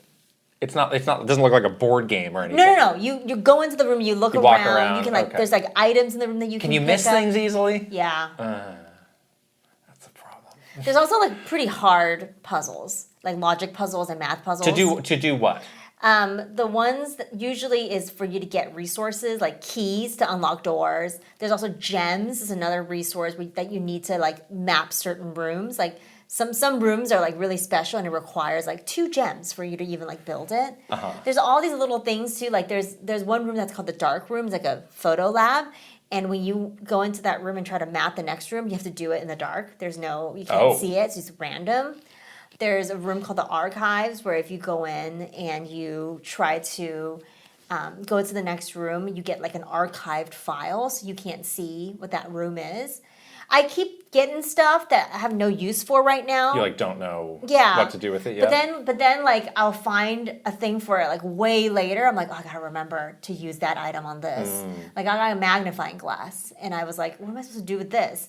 And then like many playthroughs later, I walked into a room that had this like photograph with a photo of the safe, and I'm pretty sure I have to use the magnifying glass to look at the code to see how to unlock that safe. There's like puzzles around. There's like puzzles layered in puzzles. It's like really well done, amazingly like intricate. I actually made it all the way to the secret room. Oh, but then the doors were locked, and I didn't know how to unlock it. And I think there's like stuff that I need to do to be able to like unlock the door. But I actually mapped it all the way there. I was pretty proud of myself. Wow. So how long, like once you finally have that dream run, like how long does it take to get to the end goal? Or like how long is a run in general? Maybe like 10 minutes? Oh, wow. Short. Okay. Yeah. But it has like these, it definitely feels very interesting with these roguelike qualities. And yeah, that's an interesting there's idea. a very interesting storyline as well. It's very mysterious. You know, you're reading these old newspaper clippings about what could have happened. There's a moment where I went into a room and unlocked a cutscene, and I was like, I didn't expect that. Huh. So a lot of really like layered kinds of intricacies in this game that is really incredible. I'm definitely going to keep playing. I'm really like captivated by it right now. So it is on. I'm playing on PS5, but it's on Game Pass. So you opted not to play this game for free on Game Pass, which I find somewhat questionable. I wanted it on my Portal. This is an Xbox, as they say. What? Everything is an Xbox. I can't play it on my Portal. You can play it on something else. Like what? All sorts of your new Steam Deck. Your brand new Steam Deck. Your Steam Deck's broken. Something's wrong. You got a with it. bunk Steam Deck. Okay. I need to remember. User error? This is a handheld game. That's a Steam Deck. It's a handheld. Well, great thing you're playing it on a PlayStation 5 then. Portal. I love that Portal so much. Phil Spencer better fast track this handheld. I really so that you like can that. play his games. I really like that. I really like the Portal a lot. It's like my favorite thing right now. Still. All right. Months have gone by and I continue to use it every single day. Okay. So you again, I was mentioning this before, like in some roguelikes, you just luck out and get like, oh my gosh, I'm like a god, and everything fell into place for me to get these power-ups or these whatever. Yeah. Is there that equivalent in this, where it's like, I could just solve this, like, no problem? Well, I think you still have to solve the puzzles. You still have to solve the puzzles, but you get lucky with the rooms. Yeah. Because the rooms are random as you roll. Right. There's also like little things you can get too. Like I can re-roll this set of rooms. So you can get real lucky there, which is what happened when I made it there that one time. But then I realized that I needed to do like other things that I didn't know how to do. So you think you want to finish this game? Oh, I don't know if I'm smart enough to do that. Oh, really? We'll see. Oh, no. I'll try really hard. All right. I figured out the math puzzle. All right. That was really hard. Is this potentially a great game chat game to have some other people like giving you tips? No. Try this, try that. No. I'll be annoyed. Keeping the notebook for you? No. A notebook assistant? No. Notebook lackey? No. No. All right. This is where, like, again, I would feel stupid. Like, what if I was missing something really You have obvious? Steven Totillo join you in game chat? Oh my God, no. It's not what I did. Oh my God, that's a nightmare. You are ice cold, Krysta. Oh my God, he's so much smarter than me. There is no way in this world That's hilarious. I would allow him to see me fumbling through this.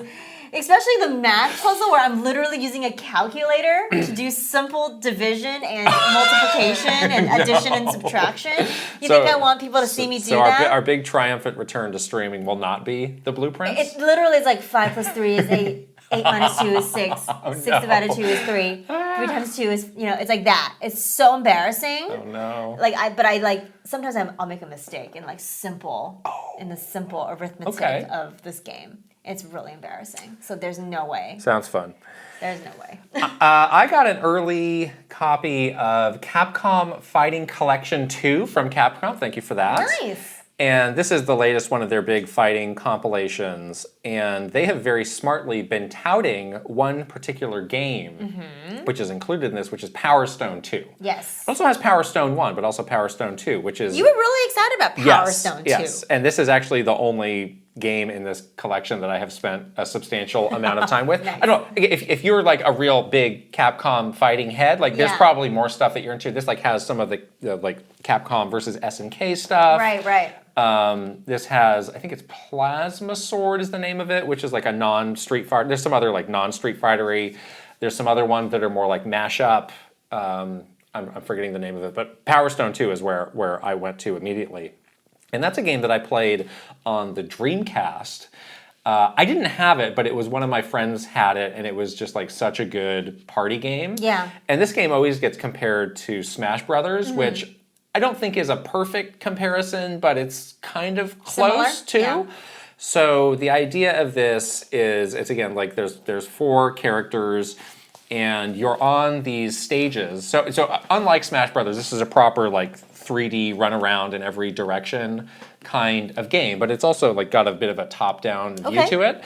The stages are very dynamic, and the stages will like change. There's like different phases. So there was one that I did where you're in this like old Japanese castle, and like you start in this like tatami room, and you're fighting in there, and then all of a sudden it's like becomes this race like along the rooftops, and like it's auto scrolling, so you can just lose like because the game is scrolling and you're not keeping up.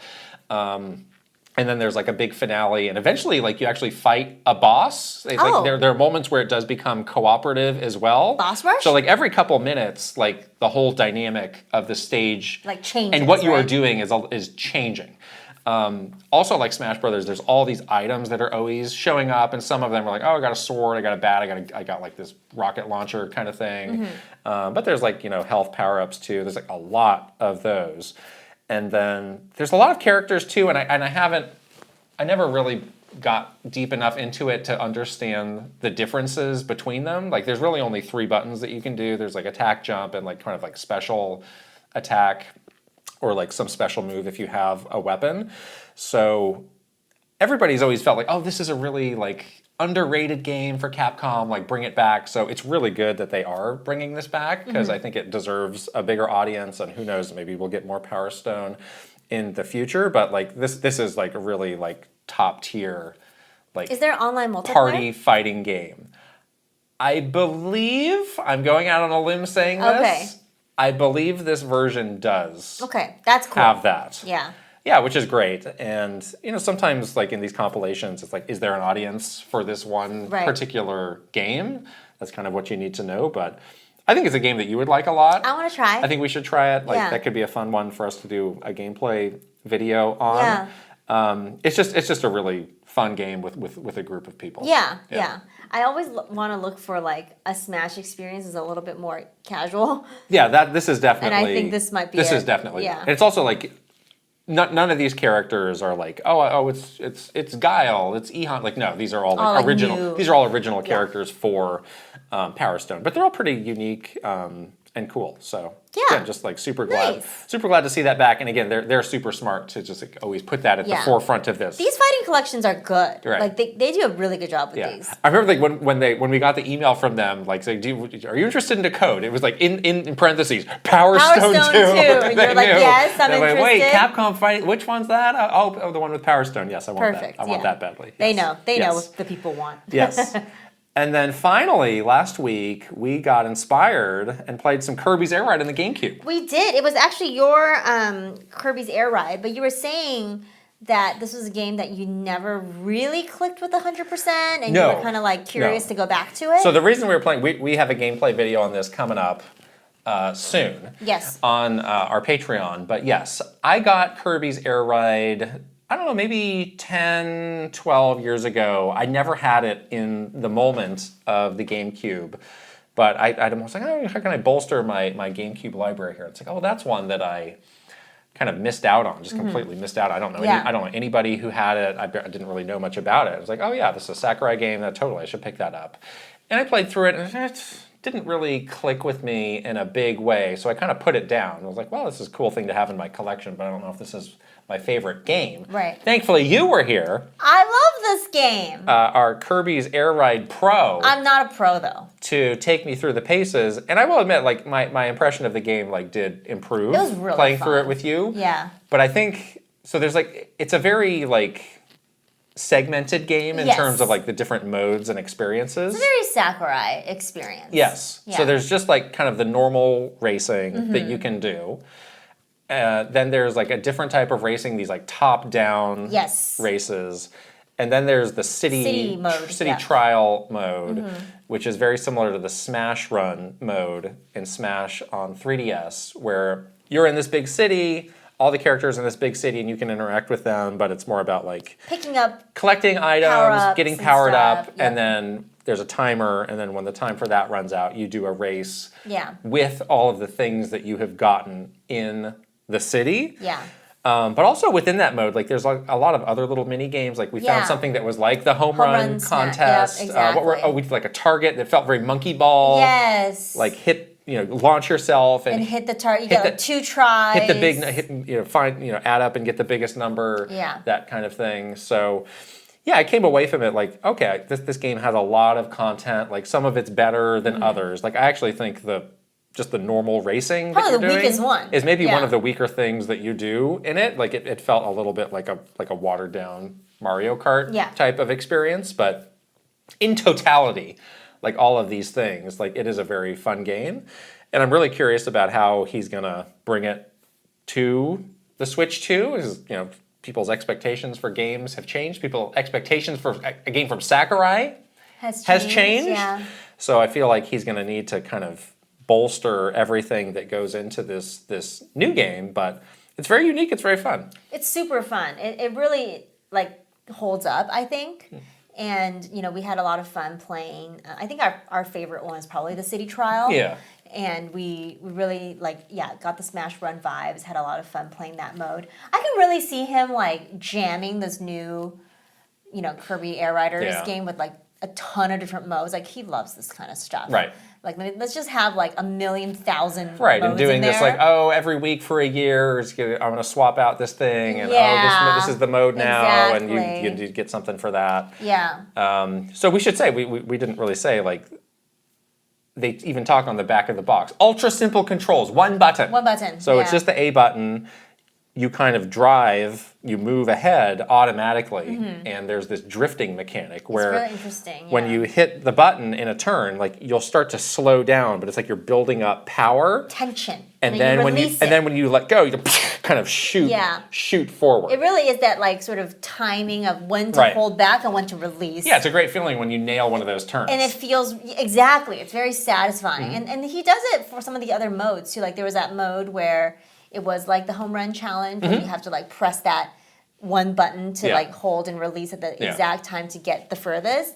There's also a lot of different, I think he calls them machines in the game. Yeah. You can, some of them basically are vehicles. Yeah, some of them are more basic, like the Warp Star or whatever, but some of them are really weird, difficult to control. We were on a motorcycle more one for experts. That was pretty players. challenging. Yeah. So there is kind of a variety of in terms of range on that kind of mechanic of more challenging vehicles you can get that have different kinds of power and things like that. So it's really good. But he's got just on his channel he's got a 10-minute video that's worth a watch if you want to get initiated into Kirby's Air Ride. Yeah. It's really interesting. Yeah, so we'll have that video coming on our Patreon sometime this month. Let's move on to the news.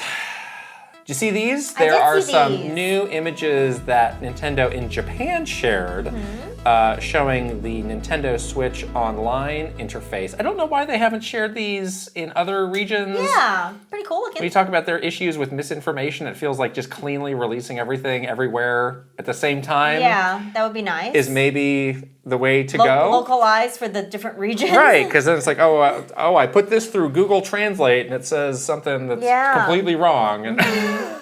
Yeah, just the timing of stuff seems a little odd that they're not as globally coordinated as they once were. Right. Or even on Nintendo today, it's not everybody seems to get the same. It's a time zone. Same thing. But even if you and I think you and I might get because the way you've customized what you want. Yeah. It is curious how there are not just some universally you will see this now. If it's actual news, if this is super important, if it's a silhouette of Mario, who is that? I don't care. But if it's still trying to figure this out, I don't know. Yeah. So there's 3 different images here. The first one is just kind of a welcome scream. It's got confetti. You like that, right? I do like that. A little Lakitu with a Switch. Right, and then is Lakitu holding a Switch 1? I had that question too. He really is, isn't he? It's hard to say. They're all holding something. I don't think it's necessarily a Switch 1. But it is. Is that Joy-Con that Bowser's holding? That might look more like a Switch 2. Anyway. No. Well, that would make no sense. But then there is this kind of all-in-one. So you know how on the Switch 1 you do have different apps for the different now it's you just switch between the generations, right? It looks like maybe you just go into the NSO app and you can freely switch between all of those, which is nice. That's very nice, yeah. I do appreciate that on the Switch 1, all of those are really snappy to get into because those games are so small. So I've never had a complaint about like it's load fast, times. It's fast to boot those up, but I guess maybe with GameCube is a little bit nice. more. My pet peeve with those is you do have to open those periodically to like refresh your license to those games. Oh yeah, sometimes if you don't. Because sometimes I'm on an airplane. If you're on an airplane, it's like, oh, let's see what they added, and it's like, oh, you do not have access. I forgot to open this. You forgot to open it. Why can't you just check it in the background? That happens to me all the time. That's annoying. It always happens to me. Right. It's so annoying. And then there's this third one, which I'll be honest, I don't know. This is maybe talking about your online friends, maybe, or family accounts, such and such is playing something. I can read this thing on the bottom. This is icon. Pick an icon. I'm going to stop reading. I'm going to stop pretending like I can read Japanese on here. I think it's just like, icons and stuff. Yeah. Customizing your personal screen. Right. I think they also put out another image of just the home screen that had a few more things. Yeah. Like nothing different, but just, seeing how it looks when you've got a full thing. I think my opinion on that's the same as it has been. It's clean. I'm sure it's functional. I'm not bent out of shape that we don't have a Themes theme. and folders? We don't have a theme.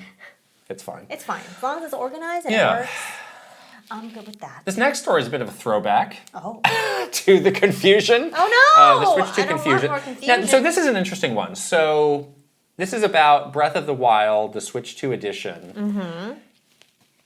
Somebody found out that version does not come with the DLC for that game included. So if you are new to Breath of the Wild and you buy the Switch 2 edition, that you can have those physical versions, that will not have the DLC built into it. So you'll need to buy that game for $70 and you'll need to buy that DLC, which I think is $20. So it became one of those vaunted $90 games. Wait a second. Okay, I'm sorry. I'm still a little confused. This is an extremely confusing thing. So let's go through this. Can I ask my question first? Please. So for me, I already have NSO, and so the Breath of the Wild Switch 2 edition is quote unquote free for me because I already have NSO. Mm-hmm. And if I'm playing that game for the first time, it will not include, the digital game will not include the DLC. So this is the big question, because the way that Nintendo answered this question, and they had a statement for it, it seemed to only address people who are playing this and getting it for the first time. Like, we're in the same case. It's like, we have Breath of the Wild. We bought the DLC. Right. We're going to be upgrading. Like, we don't have to buy that again, do we? Right. That's my question. They didn't directly address that in their statement. So I think most people are assuming, like, no, that would be crazy. They have to do that. But it's like, well, they've been doing some crazy things. So that's very confusing. It's probably like 90% you're okay, but then 10% we're left to wonder. That would have been such an easy thing to add to the statement, just like tack on it. And if you already own it, then it will be, you can re-download it, the Switch 2 version, at no cost because you already own it on the Switch 1. I don't know. Oh, you don't know. It was not directly addressed. Oh, no. So I think, we're left making an assumption that we hope is right, but we don't know. They have not clearly spelled that out. Oh, no. So again, as we talk about some of these communication challenges that they had, they should really be looking for opportunities to, like, over-communicate some of this stuff. It's like, if there's any use case where somebody might have a follow-up question, let's just bake that into whatever we're saying. The answer, the original answer. Right, yeah. and I wish, I think corner cases, just build it in. Yeah, I think it was IGN who was on the receiving end of this. I would have loved if they had just asked that follow-up question. Why did they ask? To clarify, I don't know. Come on, IGN. I don't know. Do us a solid and ask. Because when I first saw the headline, I was like, oh, I'm going to need to buy the DLC again? And I'm like, should I even do this upgrade? Like, should I just keep this on the Switch 1? But I want to look at it. Yes, but do you want to just lose the DLC in the translation? I'm not saying that's how it works. This is how misinformation gets spread. Yeah. They should really look to clean up some of these communications. But we are probably okay. But if you have never played Breath of the Wild. Correct. If you are completely new to this. You're completely new to this. You need to get the Switch edition version of it. Yes. $70. And then you would have to buy the DLC $20, yes. Okay. Now, some people have been saying, oh my gosh, why isn't the DLC just included in the $70 version of the game? How do you feel about that? Well, the base game was $60 plus $20 for the DLC. That's $80. Right. I guess they're trying to value this stuff at the original value, plus the whatever resources and money it took to upscale it, upgrade it. Because people have pointed out, well, Cyberpunk has the DLC, and they haven't raised the price of that. Gosh. No.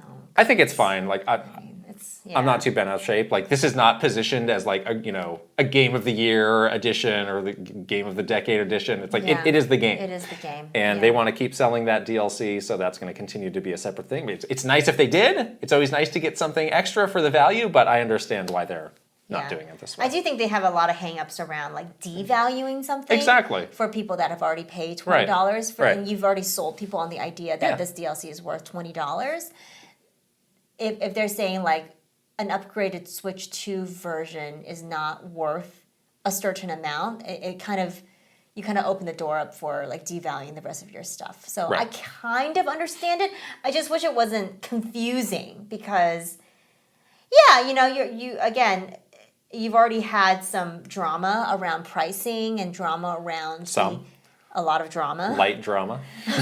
A light dusting of drama. Minor drama. You're already in a space where there is a lot of questions around price in general. Like this is a good opportunity for you to be transparent about something. And even this thing is a little bit confusing. It is. Xbox is getting out there, and they have already announced that their Xbox Games Showcase is coming June 8th. This is right around the same time they did it last year, the weekend after the Summer Game Fest stuff happens. And last year they did the kind of in addition Call of Duty Direct. This year they are doing the Outer Worlds 2 Direct. Yes, they've been doing these like double features basically for the showcases.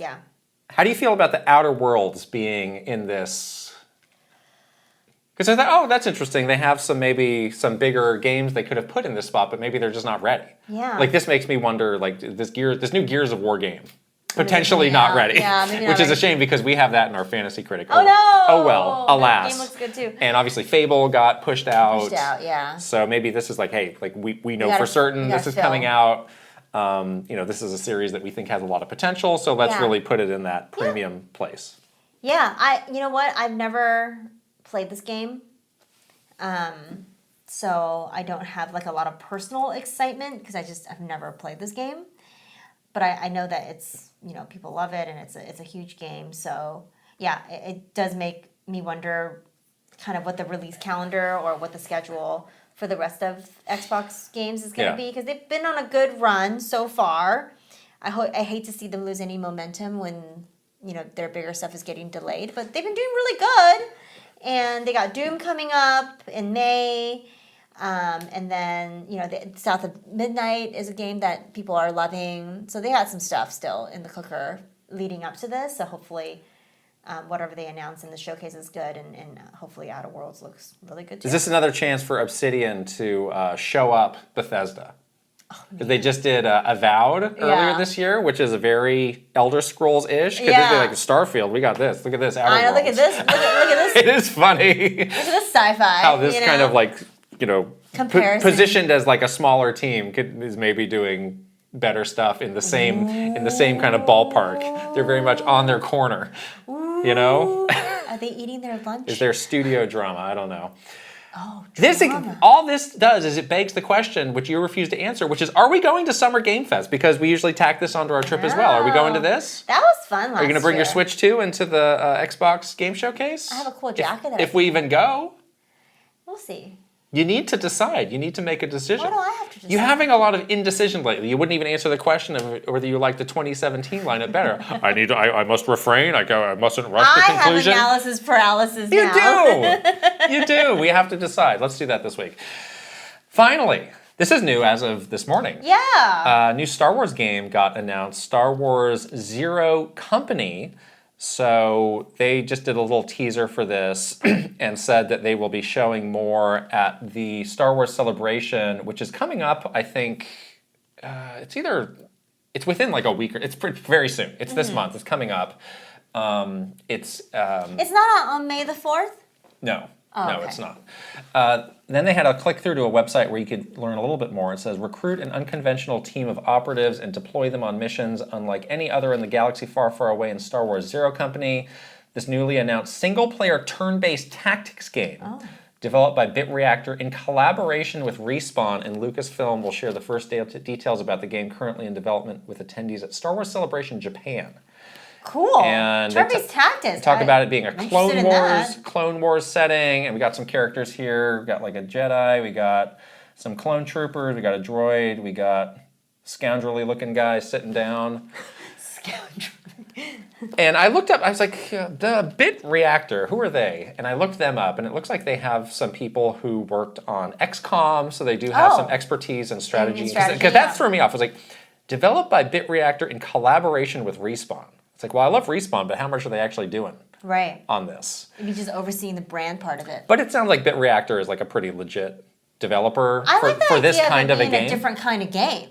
Yeah. Like usually it's like very action game, RPG kind of thing. But it's kind of like nice to see turn-based tactics. I think this could be really cool. Yeah. That's cool. Is this coming to Switch too? Better be. I think it should be. Tactics games, you gotta play handheld.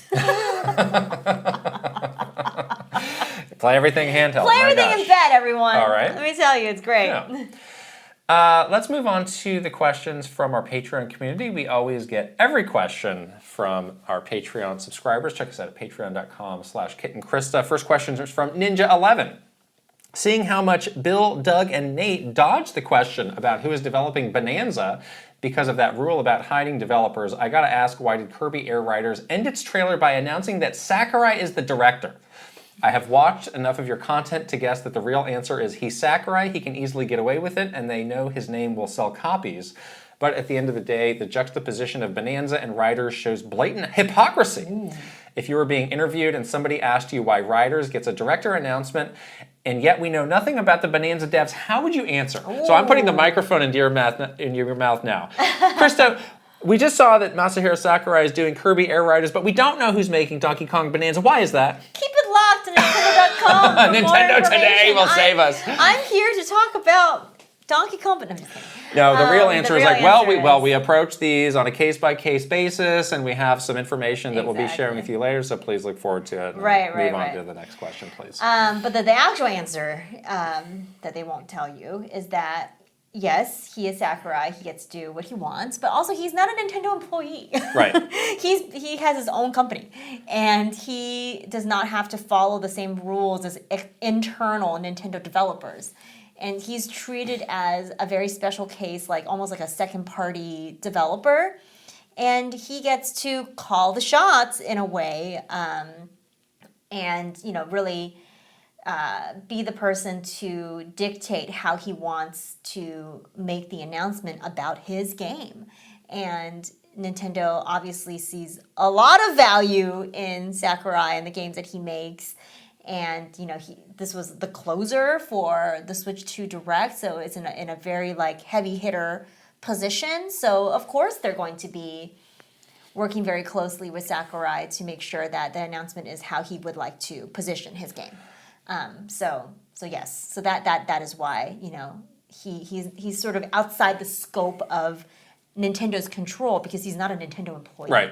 He's also got this interesting role where he kind of leads the marketing for his games as well. Like he is coming up with the marketing plans, whereas Nintendo has a proper marketing department, and those developers like to give their input for the most part. They're like, all right, well, I got to make this game, so yeah, you guys. I will let you do that. But he is really like, I've got it all figured out and mapped out, and to him, it's like that's an important part of the communication for the first chunk of this game. So it's going to be in there.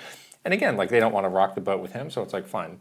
I do wonder, behind the scenes, if there's ever any grousing of how come this guy Sakurai is always getting away with this? Oh, for sure. But we got to do this and that. What a terrible thing that is. Or maybe a little bit of jealousy, man, it must be nice for him to be sort of outside the scope of all these rules that we have to follow. Totally. And he gets to kind of be a bit more free. Yeah. I definitely see that being a thought that's crossed many a developer's minds. And and we were talking about a little while ago, he's been making all this YouTube content. He's won awards for the stuff that he's put on YouTube.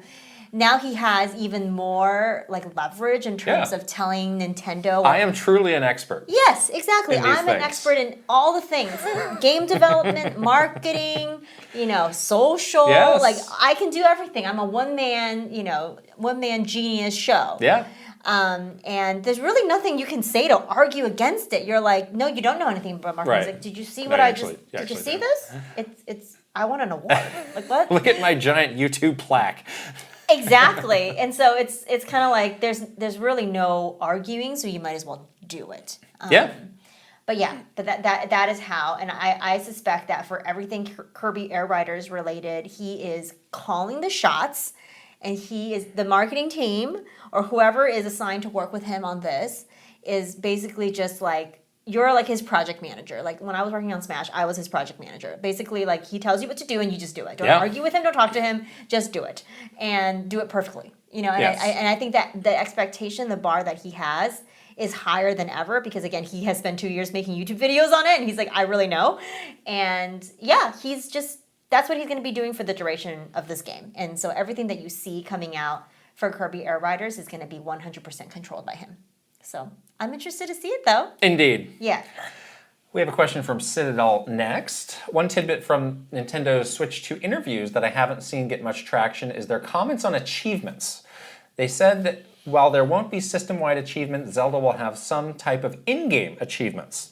With the introduction of Game Chat, Game Share, and all these social features, I figured it would have been a great time to introduce achievements as a way to share progress with your friends, but I guess Nintendo thought otherwise or overlooked it. What are your thoughts? Yeah, Nintendo has always been a little bit funny on achievements. Like, they've never really wanted to have the thought of, like, you need to get good, to enjoy our games. Like, I remember when we were at Nintendo and we were like kind of talking about achievements and things like that, that was always sort of the company line. Like, oh, we want people to enjoy our games any way they can. We know that we have such like a broad audience of people playing and some people aren't going to be getting all the achievements. It's just like not possible for them and we don't want them to feel bad about it. And that was sort of the way that they saw achievements, and also it kind of set them apart from Xbox and PlayStation, where it did feel like those systems and games with the trophies and the achievements were like a bit more for like the core gamer or something, and a little bit less accessible.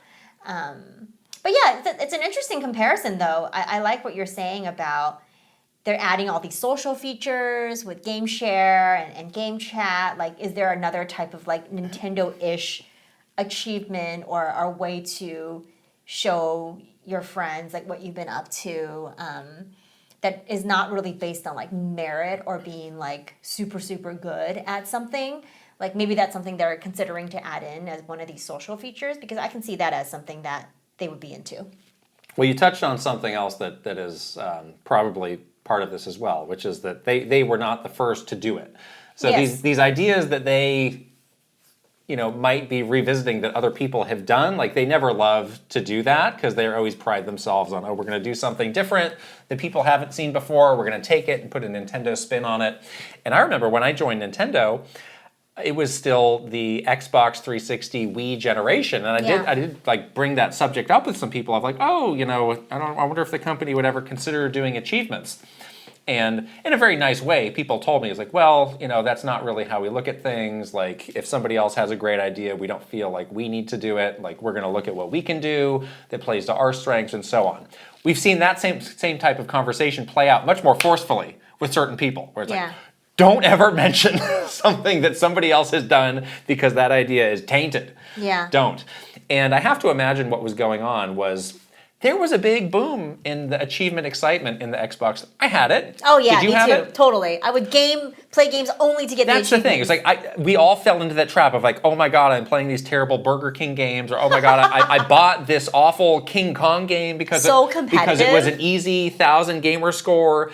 And we were kind of falling into some really weird habits in terms of our gameplay to try and do that. Strange. And I have to imagine there was some conversation around that, mostly with NOA to Japan, because obviously the Xbox was not really a thing. They were like, oh, I hear there's something going on with achievements. What can you tell us? Yeah. And I bet that's something they said. It was like, there was a report. People like this, but it's making them engage with their games in some strange ways, and games that they otherwise may not really actually have any interest in. Right. And I could see that being a turnoff to them. It's like, if it's kind of monkeying with the way that people are playing the games or not playing them for the pure enjoyment of the gameplay, then maybe that's something we don't want to be a part of. And remember, Nintendo wants you to enjoy their games, but only on their terms. Like, they want you to play their games their specific way. Right. And they want you to love them in their specific way. They don't want you to, like, find some backdoor way to do something, so there's something even like if it causes you hurting enjoyment. the purity of the experience, and they're just like, we're out on this. Yeah. But whereas, with this Zelda idea, again, we talked, I think, last week about how that team was probably just like, we need ideas to bolster the content in this, and I was like, this game's been out for long enough. Sure, we can throw these in. We can throw these little things in No there. problem. More little check boxes for people to do alongside the Koroks and the shrines and everything else. Yeah. Exactly. Hullaballoon asks, I imagine that Nintendo focuses a lot on both maintaining their current base of consumers as well as bringing in new consumers. I'm curious to know whether they also focus on lapsed consumers who used to be in the Nintendo orbit but left, either due to other systems like PlayStation or Xbox, or out of video games altogether. I played countless hours of the NES and SNES as a kid and then dropped out of new consoles. I came back with the Wii to the Virtual Console and then the Switch with NSO, and now I'm fully on board with the classic games on offer as well as new titles. Has Nintendo thought strategically about how to bring those who have left their ecosystem back into the fold? P.S. Bring back the NES port of Bubble Bobble onto NSO. It's on the NES Classic Edition already. Whoa! We need it. This is the Lapse Gamer campaign was an ongoing campaign. The win-back campaign, yeah. We did this for years, and there was always like a lot of different angles that Nintendo would approach this. There is the angle around NSO, around the classic games, around Virtual Console, like that type of win-back, where it's like, we gotta appeal to the gamers that grew up with our systems but now have lapsed, and we'll bring them back by letting them know that they can play all of their childhood games on Switch or whatever. And then there was other like types of this where it's like, let's target the PC audience. Yes. Like, we have all these experiences, these games that really speak to that audience and their particular game style and the way that they enjoy their games and the types of games that they're gravitating to. We have that on Switch. Let's target them. That was a really interesting thing. That was an insight that we learned maybe in the first year. It was like, there's a lot of people who previously were PC only players who's like, their first console is the Switch because it offers something that's a pretty differentiated experience that they can take with them. And obviously this was before the Steam Deck even existed. And there was a lot of excitement around that. Like, that's cool, because you might not ordinarily think and see that overlap. Crossover, So I do wonder, like, the inclusion of the mouse. Obviously, they have a lot of reasons for doing it, but I wonder if in the back of their minds, like, we can really like angle in tighten this connection between the PC player, because there's a kind of a good virtuous thing happening there. I can see them adding the mouse too as a differentiator from the Steam Deck, because now the Steam Deck is really in direct competition for that PC audience. Yeah. And there was a lot of like excitement around like, oh my gosh, this is a huge audience potential for us, for Nintendo, and so they're probably like thinking, oh wow, like if we can add mouse functionality in to Switch 2, that's another differentiator from Steam Deck. And if these PC gamers wanted to have a system, have an actual console that's not a PC, like maybe they'll choose Switch 2 over a Steam Deck, But this is also why they're always so excited to point out, like, we've sold, 150 million systems, and 120 million are still actively playing. Because it's a hard thing to do to keep that many people playing. And it's true that when people fall off, it takes a lot more effort to bring them back. Effort meaning resources, a lot of money, which equals money. To bring them back versus like just keeping them in the ecosystem and having them spending and playing. So it's positive for a lot of reasons, because those campaigns are always hard, and they would often, like when we were doing those campaigns, it would point out, it's like, well, when we lose somebody from NSO, we have to pay on average this much to bring them back. Exactly. So let's do what we can to really keep them in the ecosystem, move them on to the next game and keep them in and keep them happy. And it even grew beyond games. It grew into like the bigger entertainment sphere too. Like, well, how do we get the kid that had his first real sort of Nintendo experience through like a Lego set. Oh, with yeah. Mario. Yeah. How do we bring that person to the next Mario game? Right. So there were all these like different like avenues that they would try to get either lapsed or new gamers into the Nintendo ecosystem, but they really saw it beyond even the games, and it was really like in the entertainment spheres. Well, I was like, how do we get this, this person that was playing Animal Crossing and maybe they saw a fashion collection for Nintendo in a store, and now they're like, oh yeah, I remember playing that game. Like I should go back to it, Right. So there's all these different ways of doing it, and it was really, I like those campaigns. It was really interesting. We were not very successful, like 90% of the time. Those are hard. I mean, sometimes really it's a harder yeah. connection to make. Yeah, but it's such a good point that once you lose somebody, it's so much harder to get them back than if you just kept them here at all. Right. So yeah. These next two questions might have you looking in the mirror. Oh, so let's get into let's these. do it. I'm always the ready to introspection. face the truth. This is from Prince Let's do it. Charles. I was listening to a podcast from a different gaming channel on YouTube, and as they read about their super chats, one person mentioned your channel. The person said, I had to put my listening to Kit and Krysta on hold due to their negativity filled in their podcast. Do you think you talk too negatively about Nintendo and the Switch 2? What do you say? What do I say? What do you say? No. Well, who is this person? Just kidding. I need a name. Give me your name, Prince Charles.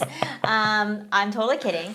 I think that what we try to do, at least what I try to do, I don't know about you, but I try to just be honest about how I'm feeling in the moment. And obviously, when all of the stuff was happening last week, like, I was definitely feeling some negativity in the moment. Like there was definitely confusion that I felt with the rest of you guys. There was some sticker shock in terms of price that I felt along with many people, it seemed.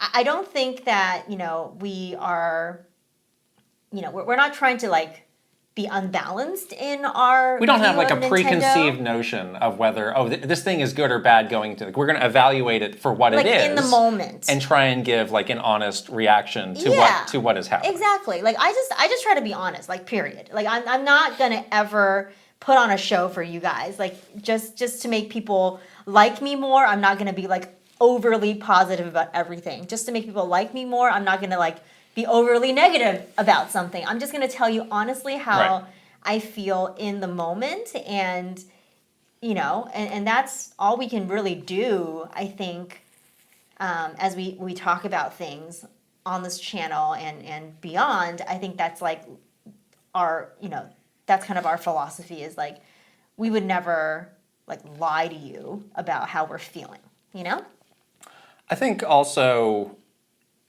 I don't think anything that we were talking about really fell that widely outside of the topics that other channels were talking. I think this was just what was on everybody's mind at that time. And it was definitely on my mind, We're too. trying to make sense of what's happening, and I think that maybe because some of those topics were like marketing and communications related in particular, which is our area of expertise. Like we really dug into those things deep, which I don't know, maybe that got perceived as like, oh, you're harping on these things. It's like, no, like we're trying to share kind of from an expert's opinion, like where this thing went wrong, like what they can do to get back on track. Yeah, exactly. Maybe it could get perceived that way. Yeah. And again, there are always people, we always hear about the people like, oh my gosh, I saw you on Nintendo Minute, but I haven't been keeping up over the last 5 years, and I just found you. Could be a whiplash moment for people like who are coming in for the first time. It's like, oh my gosh, I watched you guys, playing and praising a Nintendo game, and now you're here being a bit more critical of it. I can understand that too. Yeah, I do think that we're held to a slightly different standard sometimes because we used to work there, and it's not to say anything about how we feel about Nintendo. We love Nintendo. We want Nintendo to succeed. We want to play their games forever, obviously. But, that doesn't stop, that's not going to stop us from being honest about how we're feeling about Nintendo in the moment either. But I do think that there is a little bit of a double standard sometimes, or a little bit of misconception from people that like, oh, you used to work there, so like, why would you say this? Or you used to work there, so like, are you mad about not working there anymore? And that's why you're saying right, this? Like, or you're bitter. You're bitter, or... like, you guys can make your own opinions about whatever those questions that come up, but I feel like we're always going to be just honest in the moment about how we're feeling, and we're going to call it like it is. And that's what it is. Yeah. Yeah. At the same time, I mean, like there was a lot of interest in those videos, and like being quite honest, like our channel grew quite a bit. So I think that does speak to like we were able to tap into something that there was just a lot of interest around, like people learning more, understanding more, like getting clarity on. So I think we were able to accomplish that. Yeah, I will say, we don't talk a lot about like back-end analytics and stuff, but even those videos that got like really, big leadership viewership based on some of the negative conversation that was happening, like the like ratio was like 98%, yeah, it's still 99%. very good. Yeah. So I think people, for the majority, are finding like value in that and are really looking at those videos and looking at the topics that we're discussing. They're seeing the insights, and what we're trying to put out there is like a deeper understanding of the company and how they're thinking versus us like talking about negative stuff for negative stuff's sake, Well, if you thought this question made you sweat, wait till you get to the next one. Who else is talking? This is talking about us. Is it Red or R3D? I should have asked. It's a bit long, so settle in. Okay. Hey, Kit and Krysta, hope you're both doing well as you read and answer this question. How do you feel about this snippet from Wired's interview with Doug Bowser regarding the tariff situation looming over the launch of Nintendo Switch 2? And kind of what they did was they had a quote from Doug, and then they kind of included a quote from us as well to seem as it almost seemed like we were kind of in the same room having a conversation. Obviously, that was not the case. Right. The article almost directly pits your thoughts and opinions against those of Doug, and so I have to ask, do you ever worry about your position as former Nintendo staff coloring the way your opinions and insight are perceived? I'm glad we can joke in the Discord about the rise of former Nintendo staff articles that have been popping up in the games media lately, as well as celebrate the performance of your recent videos in the immediate frenzy following the Nintendo Switch 2 Direct.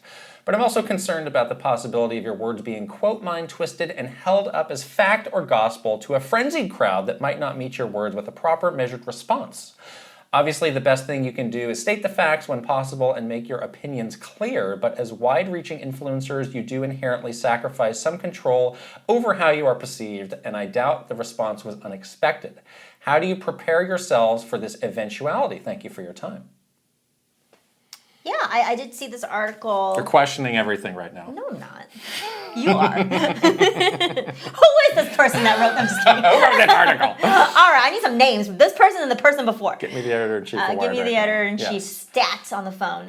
So it's kind of a multi-part question here. Yeah. So the first one, to be honest, like I don't think for as long as we do this, I think we will always be the former Nintendo employees. Yeah. Like I think that's just kind of the reality of it, and I don't think that's necessarily a bad thing either. Right. Because there is not a lot of us out there. There's thousands of people making content on YouTube or doing podcasts. Like how many people actually worked at Nintendo? Us. And that's kind of it. So like as far as like a differentiator of like or why people might, tune into us versus somebody else, like I don't think this is a bad thing. Right.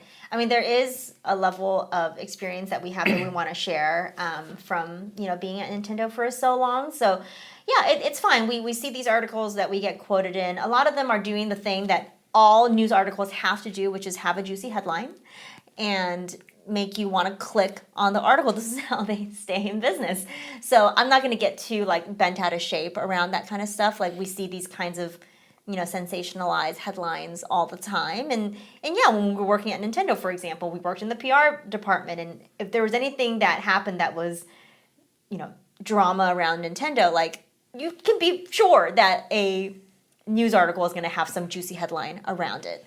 So that piece of it doesn't really bother me at all. Like it's just the way the media works.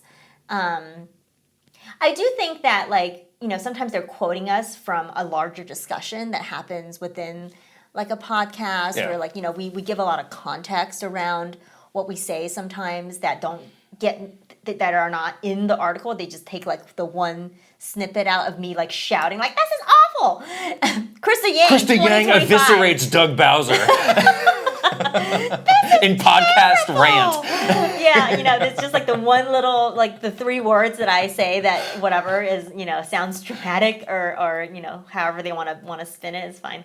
But there's a lot of like missed context sometimes. I don't know how you solve that. And you don't solve that. My point is that you don't solve that. I don't know. I don't think that can. I have seen a guy who does more kind of like sports podcasts, and I listen to a lot of these, and there's always a lot of fear. Like often they will say like, and I really hope this doesn't get aggravated. I'm even thinking if I should say this because I know it's going to get aggravated. aggravated, but here I go. And of course the thing gets clipped and then somebody gets mad at them. Yeah. So it's like, I don't know. It's fine. So the guy just decided to clip, and don't clip this. And every time he's going to talk, don't clip this. He's just going to say, don't clip this in between every third word, so you don't clip this. It's like that one SpongeBob episode where he's like, how are you doing? So you can just do that for every single thing that you say for the entire podcast. Exactly. So that's another thing where it's like, it's interesting. Like on one hand, like you can look at the positives, like, well, it is, potentially, getting our names out there to more people, but is it in the way that you want? And is the context, losing the context of the clip, is that going to be like, oh, well, those two are jerks? We see that too. That kind of thing. It's like it just is what it is. Like I don't know how this is the world. I don't know how that gets solved. This is the world. Some people are going to like you, some people aren't. But we have to do that ourselves. Like we create short clips from our podcast to try and, share it. Oh, we thought this was an interesting conversation. Here's a snippet. Why don't you check out more? So like we're trying to do that ourselves. Right, exactly. Honestly. So you can look at it from both sides of that. But this is just what it is. Like if you're out there and you're sharing your thoughts and there's people listening, to us tuning into this channel, whatever, like some people are going to agree and like it and some people won't. And that's not a big deal to us. Like it's all good. Like if you don't like it, don't listen. If you don't like it, you don't have to, be here with us. It's not a big deal to us, Yes. So we have pretty thick skin when it comes to this kind of stuff. I know a lot of people are like, are you okay when this stuff happens? Like, I'm fine. Like, I'm good. Don't worry. Don't worry about me. I sleep well at night. It's all good. Thank you to everybody who sent in a question. Again, we get those always from Patreon. So check us out at patreon.com/Kit and Krysta, where for just a few dollars a month, again, the early access is a wonderful thing in this time where things are changing fast, things are happening fast, and you can get on that tier that gets the early access with a free trial. Yes. A 1-week free trial if you just want to check it out. But we've also got exclusive content like spoilercast gameplay videos, bonus Q&As, and more. So give us a look. Yeah. We're also on the socials. We're on Twitter, Instagram, TikTok, Facebook, YouTube, Blue Sky, and Threads. And if you're watching this podcast on YouTube, it would be great if you could subscribe to this channel, give it a thumbs up, and leave us a comment. And if you're listening on audio, we're on Apple Podcasts, Spotify, all sorts of other places. You can also subscribe, leave the podcast a 5-star rating, and leave a written review if you please. Did you know we had the #1 gaming podcast in the world for a short moment? Really? Did you screenshot it? I did, for a very short moment last week. That's exciting. Heck yeah. We're above the gardening people. Very short. The way they do it is so strange. It's like we're in leisure. Somehow they don't have a gaming category. They should. There's so many gaming podcasts. But leisure, which has like gardening or like car enthusiasts or like... When I make it past the gardener one, though, I get really There's happy. a lot of... obviously, like the Critical Role is like the 800-pound juggernaut of that category. Yeah. They're always like super high up there. Oh, when you get past the gardener, you're feeling good? I feel good when I pass the daily Joe gardener. the gardener or whatever? What is it like? No, it's Joanna. Oh, okay, Joanna. Joe and Joanna the gardeners. It's the gardener one. I'm like, we're past the gardening podcast this week? Big time. Oh, yeah. We've really made it now. Big time. I feel good about myself. Take that, if Joe I the can gardener. Make it past the gardener. Yeah. Nice. My mom's probably choosing the gardening podcast Your mom's like, over our podcast. I have to scroll further to get to my gardening show. I need the gardening show, yeah. All right, shall we shout out some wonderful Patreon subscribers? Yes. Starting with our final boss, Aaron Hash. We asked Aaron Hash last week because we had our ice cream break. Oh, yeah. Aaron Hash says it's been a long time since he's even had ice cream. Oh, no. And I'm going to say, Aaron Hash, maybe now's the time to get back on the ice cream train. It's almost summertime. Never a better time. I did not hear, the ice cream train is not here right now. Oh, no, that was Tuesday last week. Because we usually record on Tuesday, then Monday today. Okay. So there's no ice cream truck. I mean, there's no rhyme or reason to it. It just comes by. I like it. We're on a very random street for an ice cream truck to come by. We really are. I don't understand. This is like a weird neighborhood for Yes. an ice cream truck to be. Yeah. So anyhow, we hope to see the ice cream truck back. But I do think Aaron Hash should get back into ice cream. All right, and now the superstars. Ben Eichhorn. Myra Mayhem. Eigenverse. Kiss My Flapjack. Mike Chin. Roy Eschke. Switching it up, _ VGM Life. Link, the hero of wins. Angela Bycroft. Thomas O'Rourke. Cal LaBeouf. Roberto Nieves. Frederick Ulf Conradson. Andrew Uhas. Chili. Simon. Crashuri. Master Discord. Ash. Ajay Kunlas. 40 Gig. Travis Torline. Echo Ladare. That's So Linnell. MSN Poke Gamer. Cameron. And R. Burns. Welcome to our newest superstar, R. Burns. Welcome. Very exciting stuff. All right. The One Up Club. Aaron Burgundy. Ali Alejandro. Andy Peachy. Andy Robinson. Angelade. Aristu. Astrodev. Awesome 46. Axel. Barnstorm. Bates. Benji B. Ben McKee. Biggin Gamer with a Y. Brandon Kavaffel. Brent Dennison. Brian Decker. Brovak Novak. Bruce Dash. Bucky Flores. Shadir. Shelly Squirrel. Crispy Saurus. Chris Galvin. Christopher Lake. Cosmic Titan 718. Captain Alex. C Roper 17. Dag the Leo. Dallas E. Daniel Phillips. Dachshund. Debbie P. Doiko. Dre. Duck. Dude Dad Life. Trilek. Eccentric Tony. Elite Peach. Espars 50. Farbound. Fernie and Jess Forever. Fox Deploy. Funky Han. Gamers Like Anime. Garth the Wolf. Gartooth. Gin Wolf. Guilty Phoenix 42. Handheld Gamer. Happy Sloth. I may have made a mistake. Iris Merritt. Jay Rando. Jack Hovey. Jack 95. Jameson Eisenberg. Joe Encarnacion. Jonathan Rowe. Jordan Hemmerly. Joshua Clements. Juji Fruit. Justin Lemminger. Jay Wolf. Callan CPU 57. Kawa 2796. Keith Kwan. Kevin Delane. Kevin Marino. Kilo Kibo. Krista Roddy Kid. Christopia Party with me. KS 3261. Kyle Gamer Berry Rookie. Kyle 325. Kyle Kretzer. Kyle R. Smith. Lazy Cat for Coffee. Leviahu. Lex. Lightwood. Link 9898. Low Mikey. Linko. Light Latte. Lit. Lucas Pico. Luigi 53. Luke Hayabusa. Luna N. Lynn. Macho Potato. Mad Dog 5981. Magnificent Easy G and Callie Marie. Mario Man 392. Mark S. Marky Man 64. Maverick Nate. Mecha Dragon 101. Megan. May plus Leon. Michael Mazer. Michael Wong. Mikey. Mr. Ryan 07. Modamania. Mr. Andy Pond. Mr. Beans and Dip. My Tran. Namie. Nasir. Nigba Reeves. Naif E. Ninja 11. Noah-san. Banky. Paper Boat. Patrice Mallette. Paul. Paul Gale Network. Poke Digifan 20. Prime Factor. Prince Charmless. Punky. Raintech. R. Burns. Oh, again. R. Burns. Has been moved up. Boom, you moved up. Record Rumble. Rick Alvarado. Rob M. Rob O. Romsky 113. Rocks. Ryan Hayes 521. Ryan Haas. Ryan Etta. Sage Gamer. Sebastiano Garis. Sharif Jackson. Shinru. Schmiggles. Slowbro. Snaggle. Spacey Poo. Spicy Munchkin. Starman DX. Steel Citrone. Pseudo Priest. Tales of Link. Tandem. Tay 120 N64. Teal Fox 64. The Kegers. The Quiet One. The Shark Among Men. Thomas Alvarez. Three Rivers. Four Cheeks. Totally Joette. Totomaru. Trijowie. Trev Tendo 88. Tugs Puppy Bear. Tuscoot. Tyler Geis. Uncle Jungle. Victor MK. Video Game Stupid. Vij Mictor. Viridian. Virtual Bot. WG Grizzy. YU YU. Wicked Davey. Zachary S. Zelgaroth. Zapatty. Zero Link. And Droid. Wow. I The gotta ranks are growing. How many Kyles do we have? Kyle 325. Oh, Kyle Gamer. Kyle 325. Kyle Kretzer. Kretzer, Kyle R. Kyle R. Smith. 4 Kyles. Whew. Got a lot of Kyles. We got a lot of Kyles and we got a lot A lot of... of Kyles. I feel like we got a lot of Ryans too. Okay, Kyles and We got Ryans. Ryan. Those are the popular names. Oh, it's Ryan Netta though. It's 2 Ryans and a Ryan Netta. 2 Robs, 2 Close. Ryans, and 4 Kyles. Wow. Love it. I love it. We've gotten so many people join our wonderful Patreon Yes. community over the last week or so. So thank you so much for supporting us. You are what is keeping this channel going. So that means the world to us. All right. That's it. That's it for this week. That's it. You're going on a nice trip. Yeah. But you will be up with me at 6 a.m. to react to some Mario Kart Direct. I'll Are you be excited? around. Okay. Talk to you guys later. Bye.